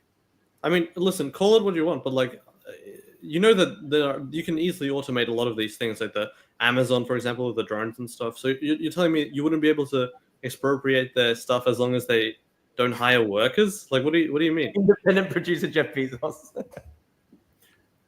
I mean, it would be like if they're not exploiting any workers, then their production and distribution would simply be subsumed to the planned economy. What does that mean? As in, they have to produce and distribute according to the plan, which is democratic. Who makes the plan? The people. So what if they're like, I want to The actually, I people. don't want to. Bottom up. Yeah. Plan is decided, and then the lower levels decide how to do it. Yeah, It is, yeah, no, yeah, it's no. We get dialectical. that. We get that. Dialectical. Yeah, we get that. We get that. But like, To vote. if he's like, I don't want to do this, you're just gonna like kill him and take his stuff. I'm guessing. What do you mean? How does he decide? Oh, I don't want to do it. Like he's like, I don't want to give up my robots to the planned economy. You're just gonna kill him and take it. Is he giving? Hold on. Who said he's Yeah, giving Amazon. it up? Who said he's giving it up in that situation? Who said he's giving it up? He What do currently owns Amazon. He doesn't want to give it to you. So in that form, in that scenario, how do you take it? He doesn't want to give you his robots. I mean, if you're talking about that many means of production, you could probably just workers could seize it. So you're just gonna take it. Yeah, but that doesn't require killing him if the Sure. Imprison if him. if the means of production are at that scale, that doesn't require doing anything. What's he gonna do? What's he gonna do? So you're just gonna rob him, right? You're just gonna steal from him.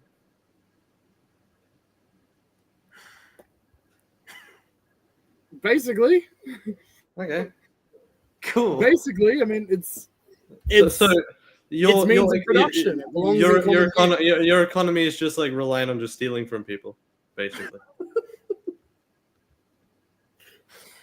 Great way to go back to The- subsistence farming. The economy is not dependent on stealing from people. That's how the transition. In your happens. economy, it would be because you just take. That's everything. how the transition happens.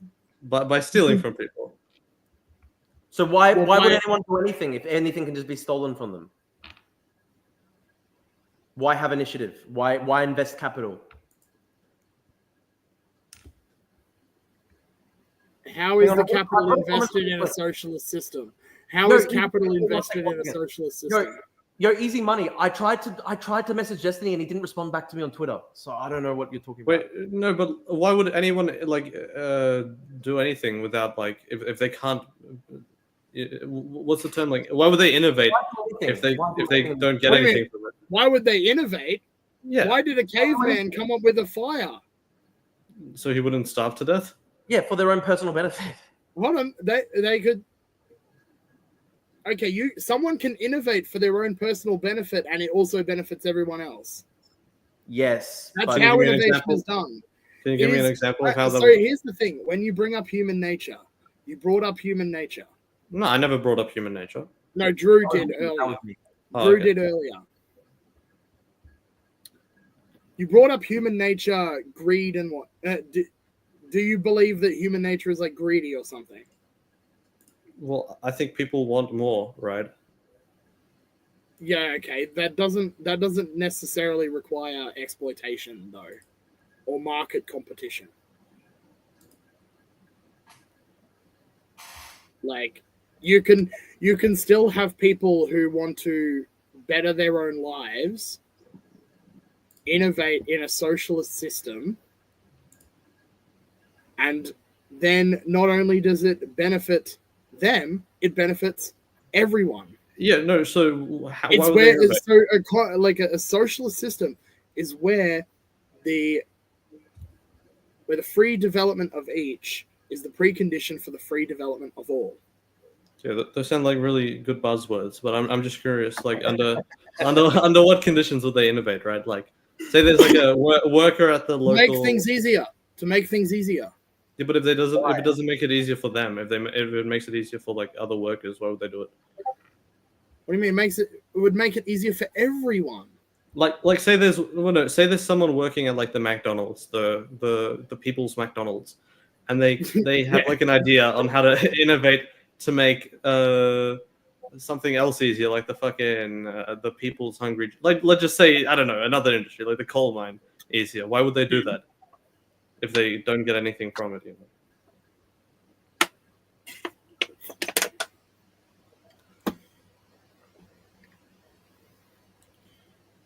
If they don't get anything from it, I mean, we could probably have a system where they get given a trophy or something. Wait, what if instead of a trophy they were given more of these tokens? Labor units. The labor units. I mean, probably, maybe. But you can't use them on anything because they're on use. What? What's the point of having more labor vouchers if you can't even use them on anything? They all get destroyed upon being used. You can still use them. Why would anyone take them though? That's the big problem. They'll be forced because no one owns the product until it is purchased. The products are collectively owned just like the means of production are. So to get people to innovate, you'd give them like more of these tokens in order to like try to convince them. Under the early stage, under the late stage, you'd probably have to do just like a trophy or something. They get a trophy, they get recognized somehow. But by the time you get to centuries and centuries of cultural change. But like, here's a question, Vietran. Here's a question by Vietran. It is so simple. If everyone earns the same, regardless of effort, skill, or innovation, people lack motivation to work hard, take risks, and improve productivity. Correct? That's not true.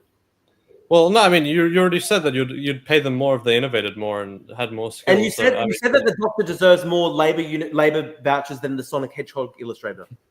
So it kind of just sounds that's because the job is harder. That would be because the job is harder. Yeah, no, it just kind of sounds like you're reinventing capitalism. You know, like they get How? more for harder work, they get more for more innovation.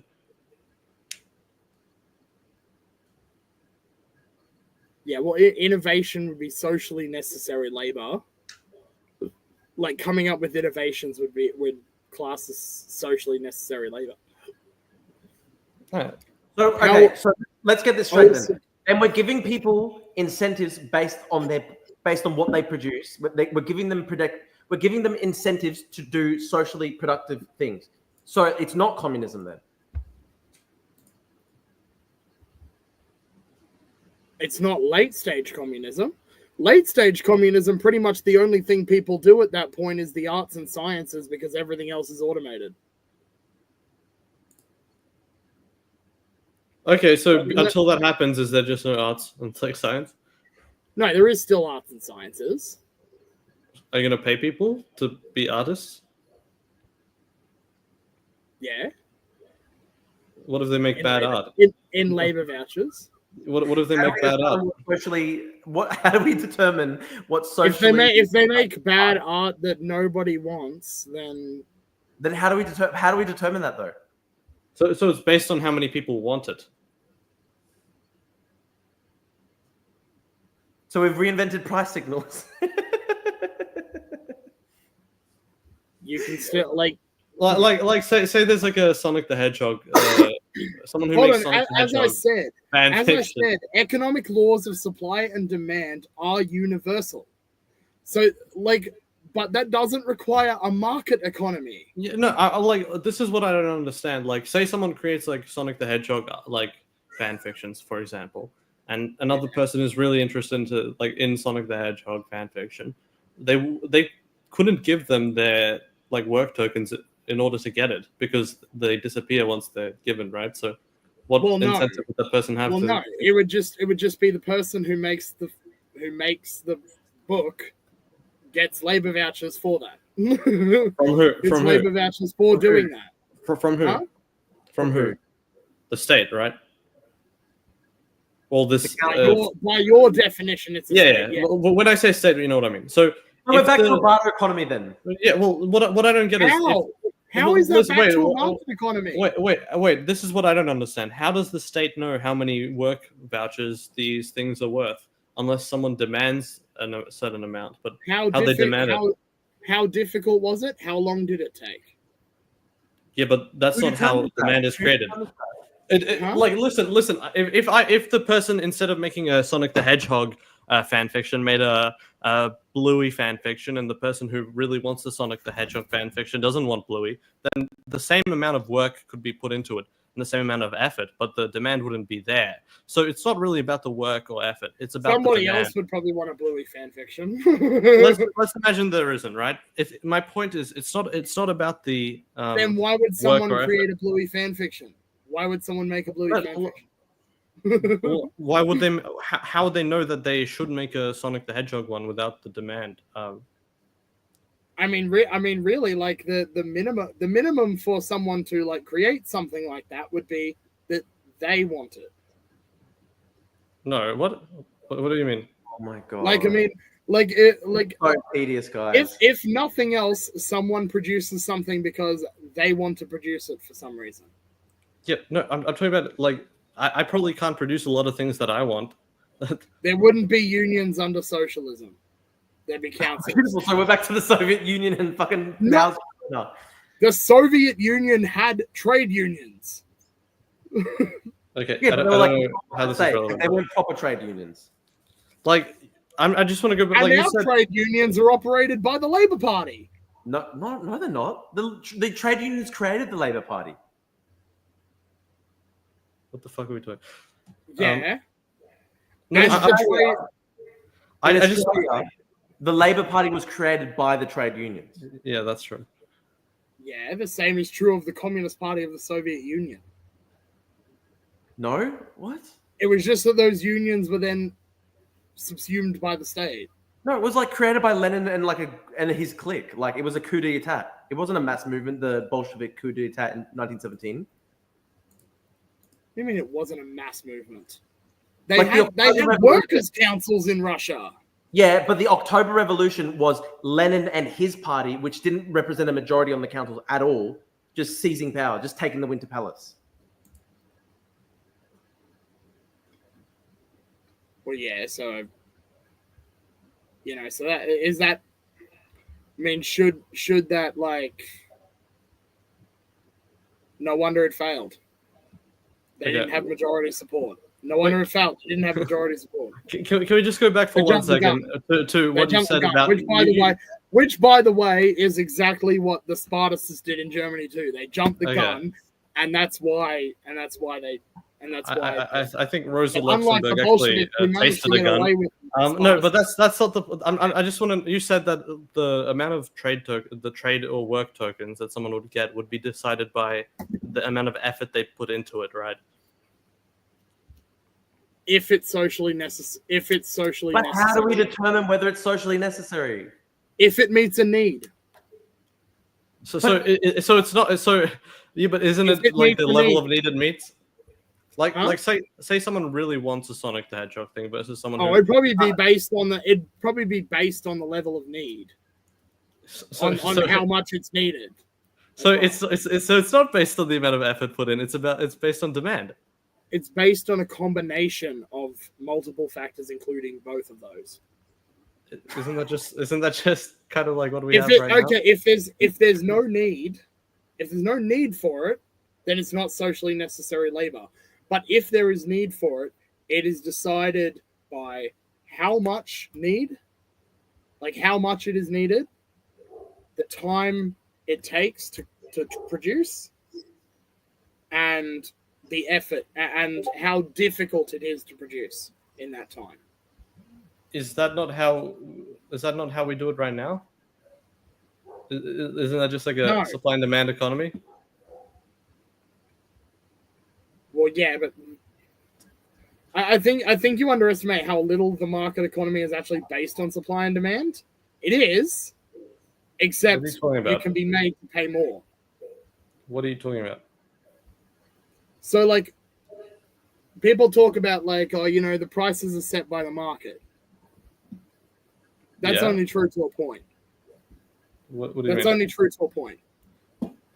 If you can pay more, they will make you pay more, regardless of whether you can afford it or not.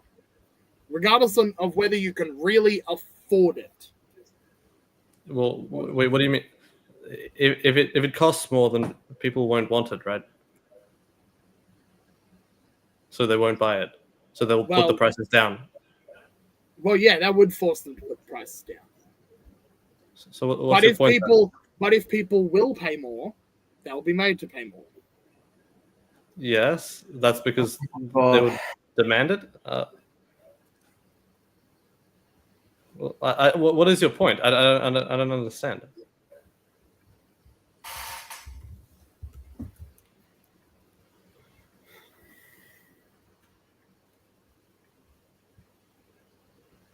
So, like, would you say that price gouging operates on supply and demand, or would you say that is extra? Can you give me an example of what you mean?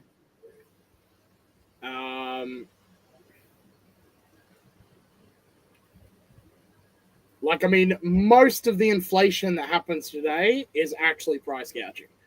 So that's why, true. That kind of is true. What if someone said people can decide if the price is too high and buy the alternative. What if there's no alternative? But there are in the current system. You go to Woolies and there's like 50. Things increasingly consolidate. Things increasingly get to the point where you either have monopolies of industries or you have industrial cartels. Go to Woolies.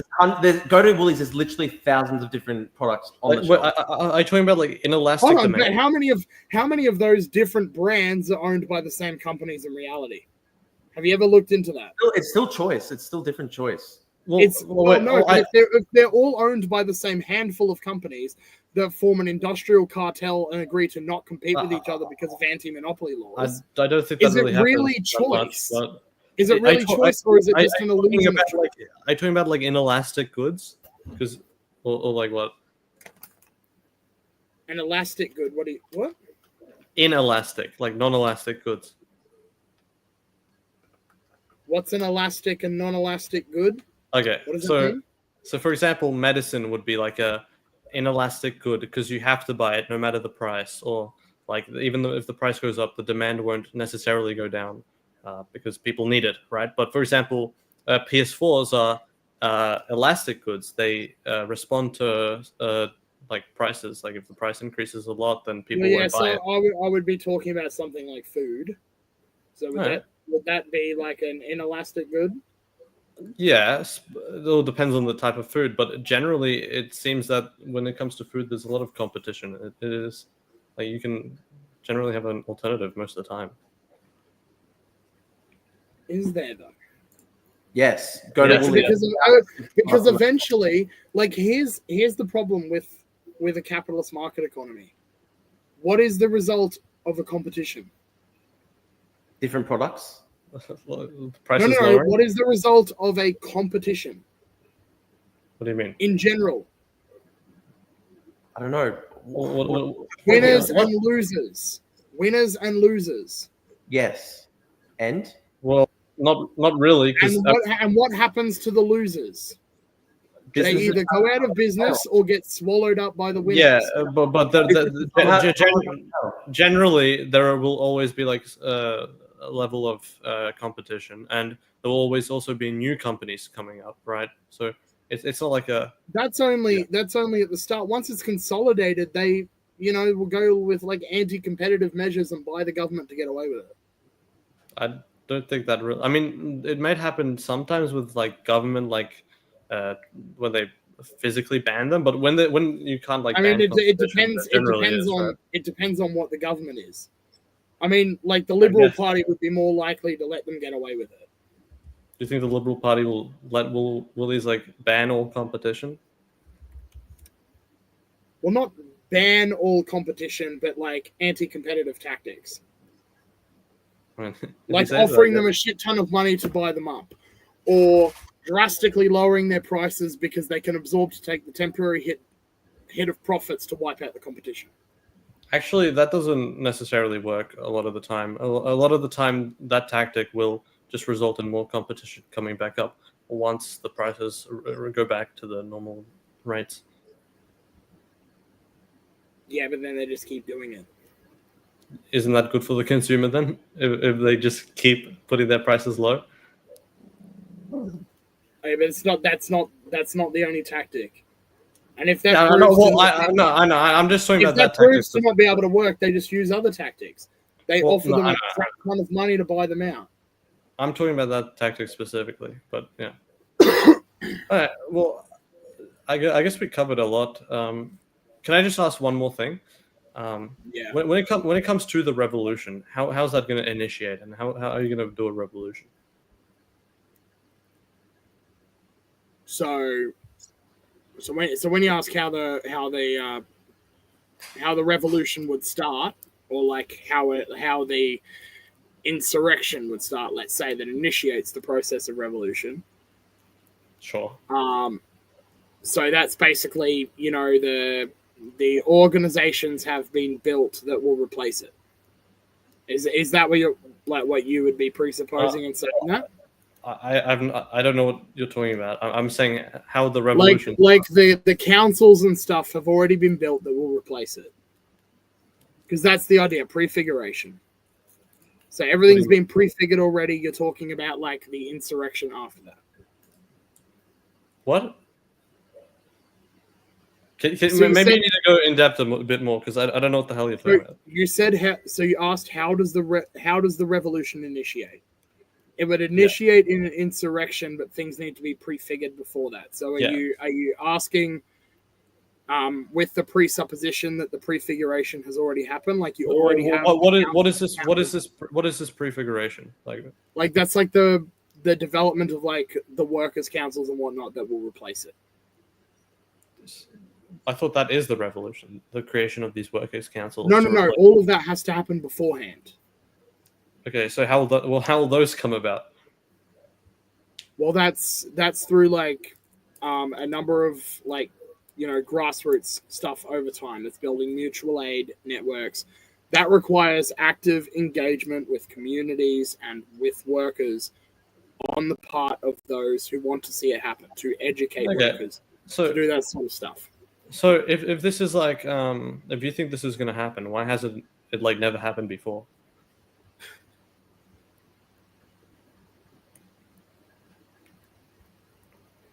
when you say like when you say why hasn't it happened?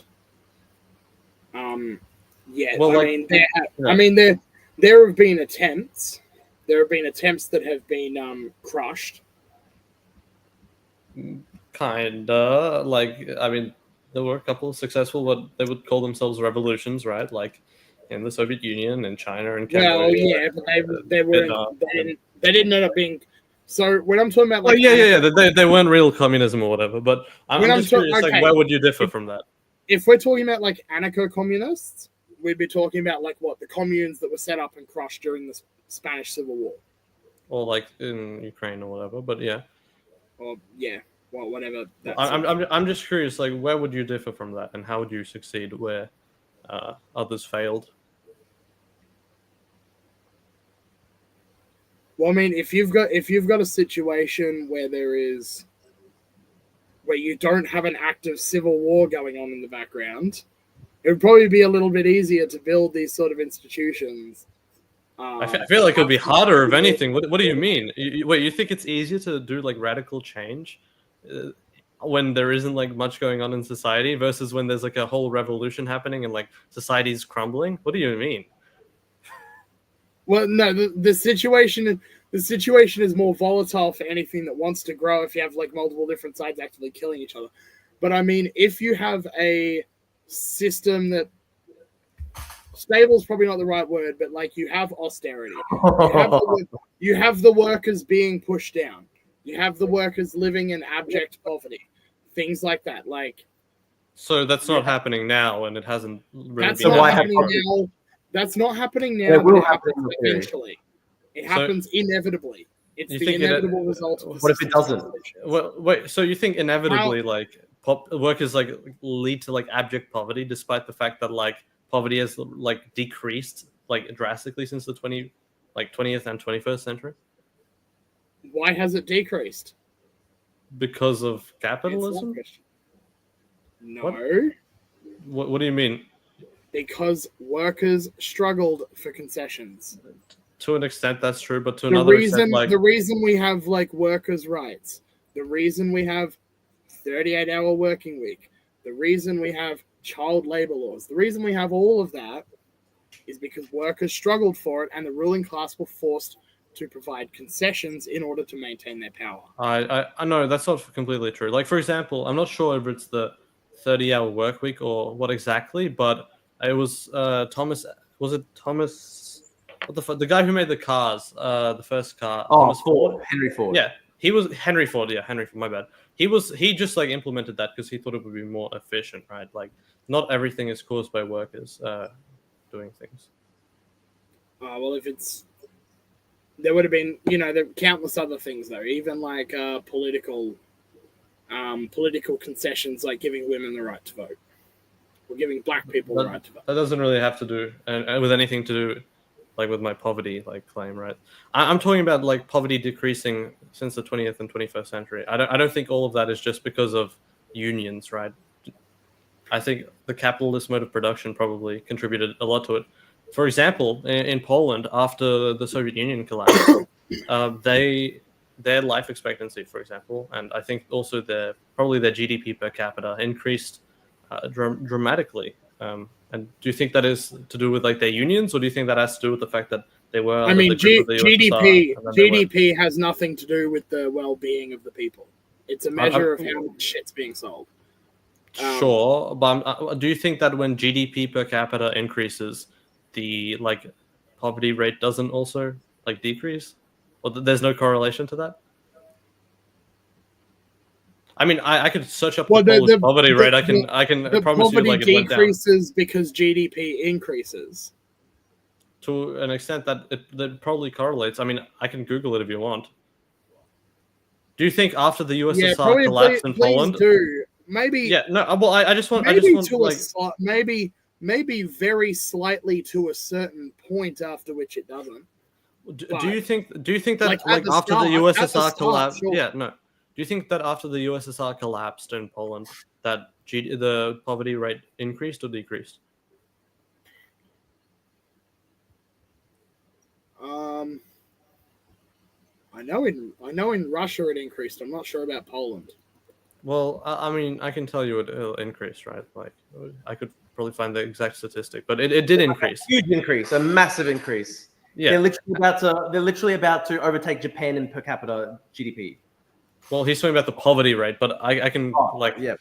Well, it did increase. I saw. So what I'm saying is like the living standards and the quality of life in Poland. Absolutely. And no one can dispute that. It's a huge increase. Yeah, and do you think that happened because of unions, or do you think that happened because they got rid of the USSR and the socialist mode of production? Well, it wasn't a socialist mode of production; it was a command. Here's a good question: Why do you think Shenzhen went from being a fishing village 50 years ago to now one of the biggest mega conglomerations on earth? Was it because Mao moved away from? Was it because the Chinese Communist Party allowed some measure of market activity, or was it because there just was a big cultural change? Everyone just decided that they're going to make everything better. I don't know. Well, it'd be because of the introduction of free markets, but the point is, it seems that free markets contribute way more to the decreasing of poverty than what you're. Well, compared to a command economy in these countries that were feudal before, the command economy achieved gains over the feudal system, but eventually a command economy stagnates.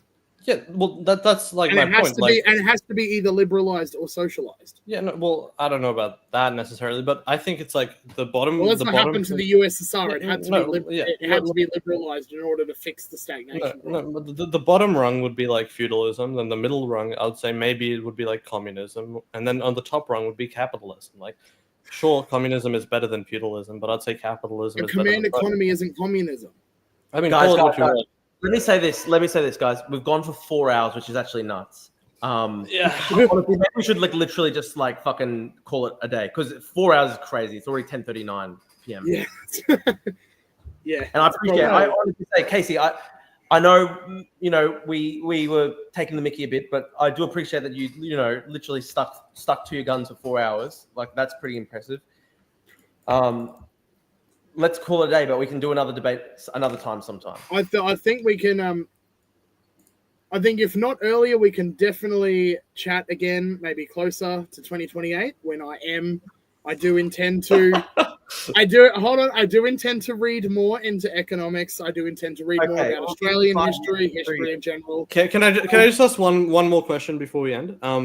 So your plan to make Australia communist, when do you think you'll achieve that by? 2028? No, I'm running as an independent in 2028. One independent's not going to do anything. So when will it be communist? That would depend on who will you vote for. Who will you vote for, Casey, at the election? This election? Yeah. I've got an independent candidate I'm voting for first, but after that it'll be probably second Greens, third Labor, and then just keep going right with probably One Nation second last and Trumpet of Patriots last, because we don't need that shit here. Casey, put Labor in number one. Just do that, Why? Because they're based.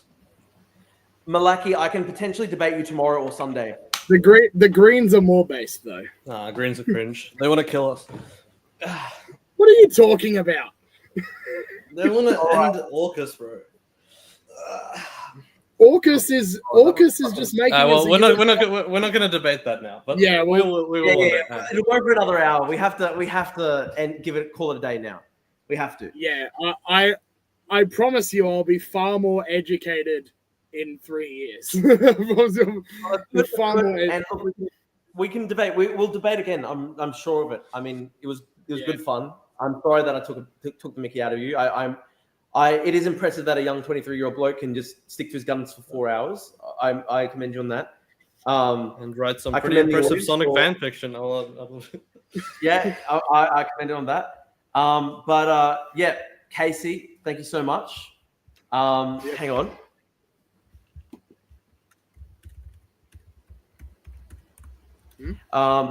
Yeah, thank you so much. I might keep the stream on for 5-10 more minutes after Casey leaves, but Casey, thank you. I appreciate it. Yeah, I'll leave as well, but yeah, good chat. Okay. It was good fun. Yeah, It was good. probably speak That was to you again eventually. Yeah, no, I'm sure of it. Oh my god, that was pretty torturous. I have to say, guys, that was fucking hell. 4 hours, a lot of circular reasoning. Oh my god, I'm so tired from that. I have to say, I'm actually tired from that. Yeah, gee, thank you to everybody who's watched that whole thing. We've got 38 live viewers on YouTube right now, which is great. That's actually, we're definitely boosting. The audience is growing a lot, so that's really good. Does old mate have a Twitter? I don't think he does, but he should. He should create a Twitter. Damn, Logium Australian, great job being here the whole 4 hours. Honestly, mate, the audience deserves a fucking medal, I think. I think we all deserve Labour vouchers. We've all done some socially commendable work here. We should all get the Labour vouchers. Oh my god. Look, it's actually who was the third bloke? That's my mate. He sometimes edits videos for me. He was part of the chat. He just asked me, can you bring him in? And I was like, yeah, let's bring him in. But yeah, I'm tired now. He does have a Twitter. Okay, Malaki reckons he has a Twitter. What's the guy's Twitter? I'll literally follow him. What's his fucking Twitter? Oh my god, the university prison. I think we should all follow him on Twitter. He's good value, I think. Oh my god, man. What is it? So what's his name? Casey. Is it Casey McGregor? Here he is. Okay. All right. I'm following him. Casey McGregor. I encourage everyone to follow him. He's good value. The third guy was good and entertaining. I'll show you the third guy. The third guy is Cunt Speeds. He's a funny bloke. Esoteric liberal internationalist, pan first worldism, great ideology. Yeah, and I've got the Twitter. I've got this is Casey McGregor's Twitter. If you guys want to follow him, he's good value. I have to say. He's an entertaining bloke. I can't believe he makes Sonic fan fiction. I love the insane theories where he's just literally reinvented civilization. It's just amazing. Like reinventing money, reinventing the concept of fucking currency, the state, everything. It's just amazing. Look, he did a good job in the sense that he kept on going for 4 hours. I mean, he could literally talk us into submission, I think. But guys, listen, if you have been watching on YouTube, I'd really, really appreciate people subscribing to my YouTube channel and clicking like so that more people can watch. I've got someone saying, Drew, debate BAP. I actually would. I would literally debate almost anyone. I'll literally debate Bronze Age Pervert. Rainbow 25 says, no joke, Casey's my older brother. Good on you. He should name his party the Workers' Commonwealth Party. Kennedy has been known to elect some real oddballs. Yeah, he's got a chance, I suppose. I love Bob Catter. He's a good, funny bloke. He might be in with a case chance. Yeah, guys, listen, if you've been watching on my YouTube, please consider giving me a subscription. I'll get up my YouTube, Real Drew Pavlu.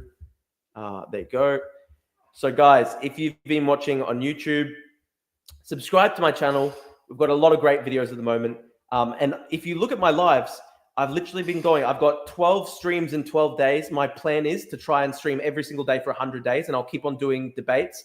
Malaki, the far-right young bloke here, he's happy to do a debate on the weekend. I'm happy to do a debate. I mean, I just debated a communist, so I can debate someone pretty far onto the right, I'm sure, next. I'll literally debate almost anybody, I think, guys. Honestly, anybody. And yeah, guys, go to my YouTube and subscribe. And also, I highly recommend people going to my Patreon. So listen, guys, I've been doing this. I'm trying to make this into a sustainable business and a career. We're making 281 a month. We're starting somewhere. Hang on, I've got to change the screen. 1 second. Hang on. Do share, stop screen, share the screen. So guys, listen, this is my Patreon. You can get there from my YouTube. It'd be great if people subscribe even from $5 a month. I really want to make this into a long-term thing. I would love to be able to do this full time. I've been streaming every single day. Just did 4 hours just then for your entertainment. It was quite torturous. So if you guys would like to, donate or subscribe, I'd be very, very, very, very thankful. I've got a comment, Destiny next. I'm happy. I really want to go on Destiny show. I'd love to go on Destiny show. I think we deserve 100 work labor vouchers. Drew, why did you start at 4 a.m.? Your American fans didn't wake up. Yeah, man, sorry. I started at nighttime Australian time, and I will start streaming American time soon because I think a lot of my audience is in America. But yeah, guys, I do have a Discord. I posted, if you just search on my Twitter for my Discord, you will find it. And I'll post the Discord link again. I'll literally post it right now, actually. I'll grab the invite link. Invite people, copy. So guys, if you go straight to my Twitter, you'll see this invite link to my public Discord.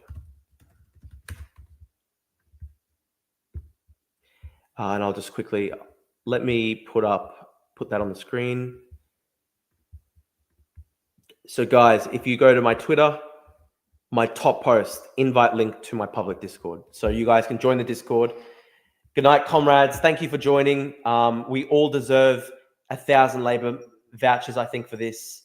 I'm really, really happy that we got to have such a long and fruitful debate. I mean, we really solved the issues that humanity...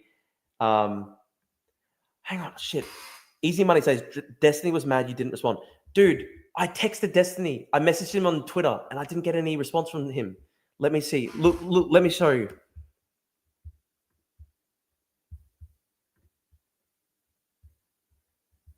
See, guys? I messaged Destiny, and Destiny messaged me. See? I'm confused. I don't know what I've done wrong. I literally messaged him. So I sent him a message ages ago, mate, I want to be the Australian Destiny. That's pretty funny. People think I'm cringe for that. But anyway, he messaged me on like Wednesday. He said, hi, someone said you wanted to chat. What's up? I said, I'd love to go on your stream. And he hasn't messaged me back on Twitter. So I don't know what to do, guys. Maybe check Discord. I checked my Discord. I don't think I've got any messages from Destiny. I think I'd realize when he's live, it's better to add him on DGG or Discord. Listen, maybe I'll try in the morning. I'll try in the morning Australian time when he's going to be streaming. I really want to go on a stream. I really, really want to. Yeah, guys, listen, thank you for joining. Thanks for watching for such a long one. Join his Discord, go into his waiting room. I am in his Discord, but what do you mean the waiting room? Like, what do I actually have to do? Destiny.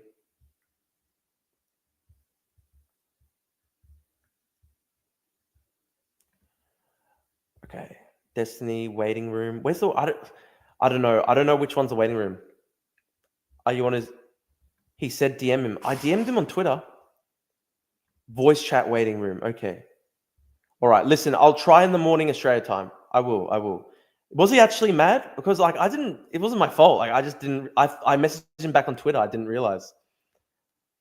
You should debate Friendly Geordies. I would. I literally would. It'd be good fun. I'll literally debate almost anybody now. The workers who get shot will get that job.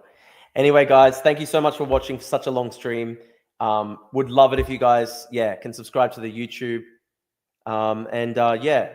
Keep on watching. I'm basically streaming every day now, almost every single day. I want to try stream 100 times in 100 days. See you guys. Signing off. Thank you so much. God bless.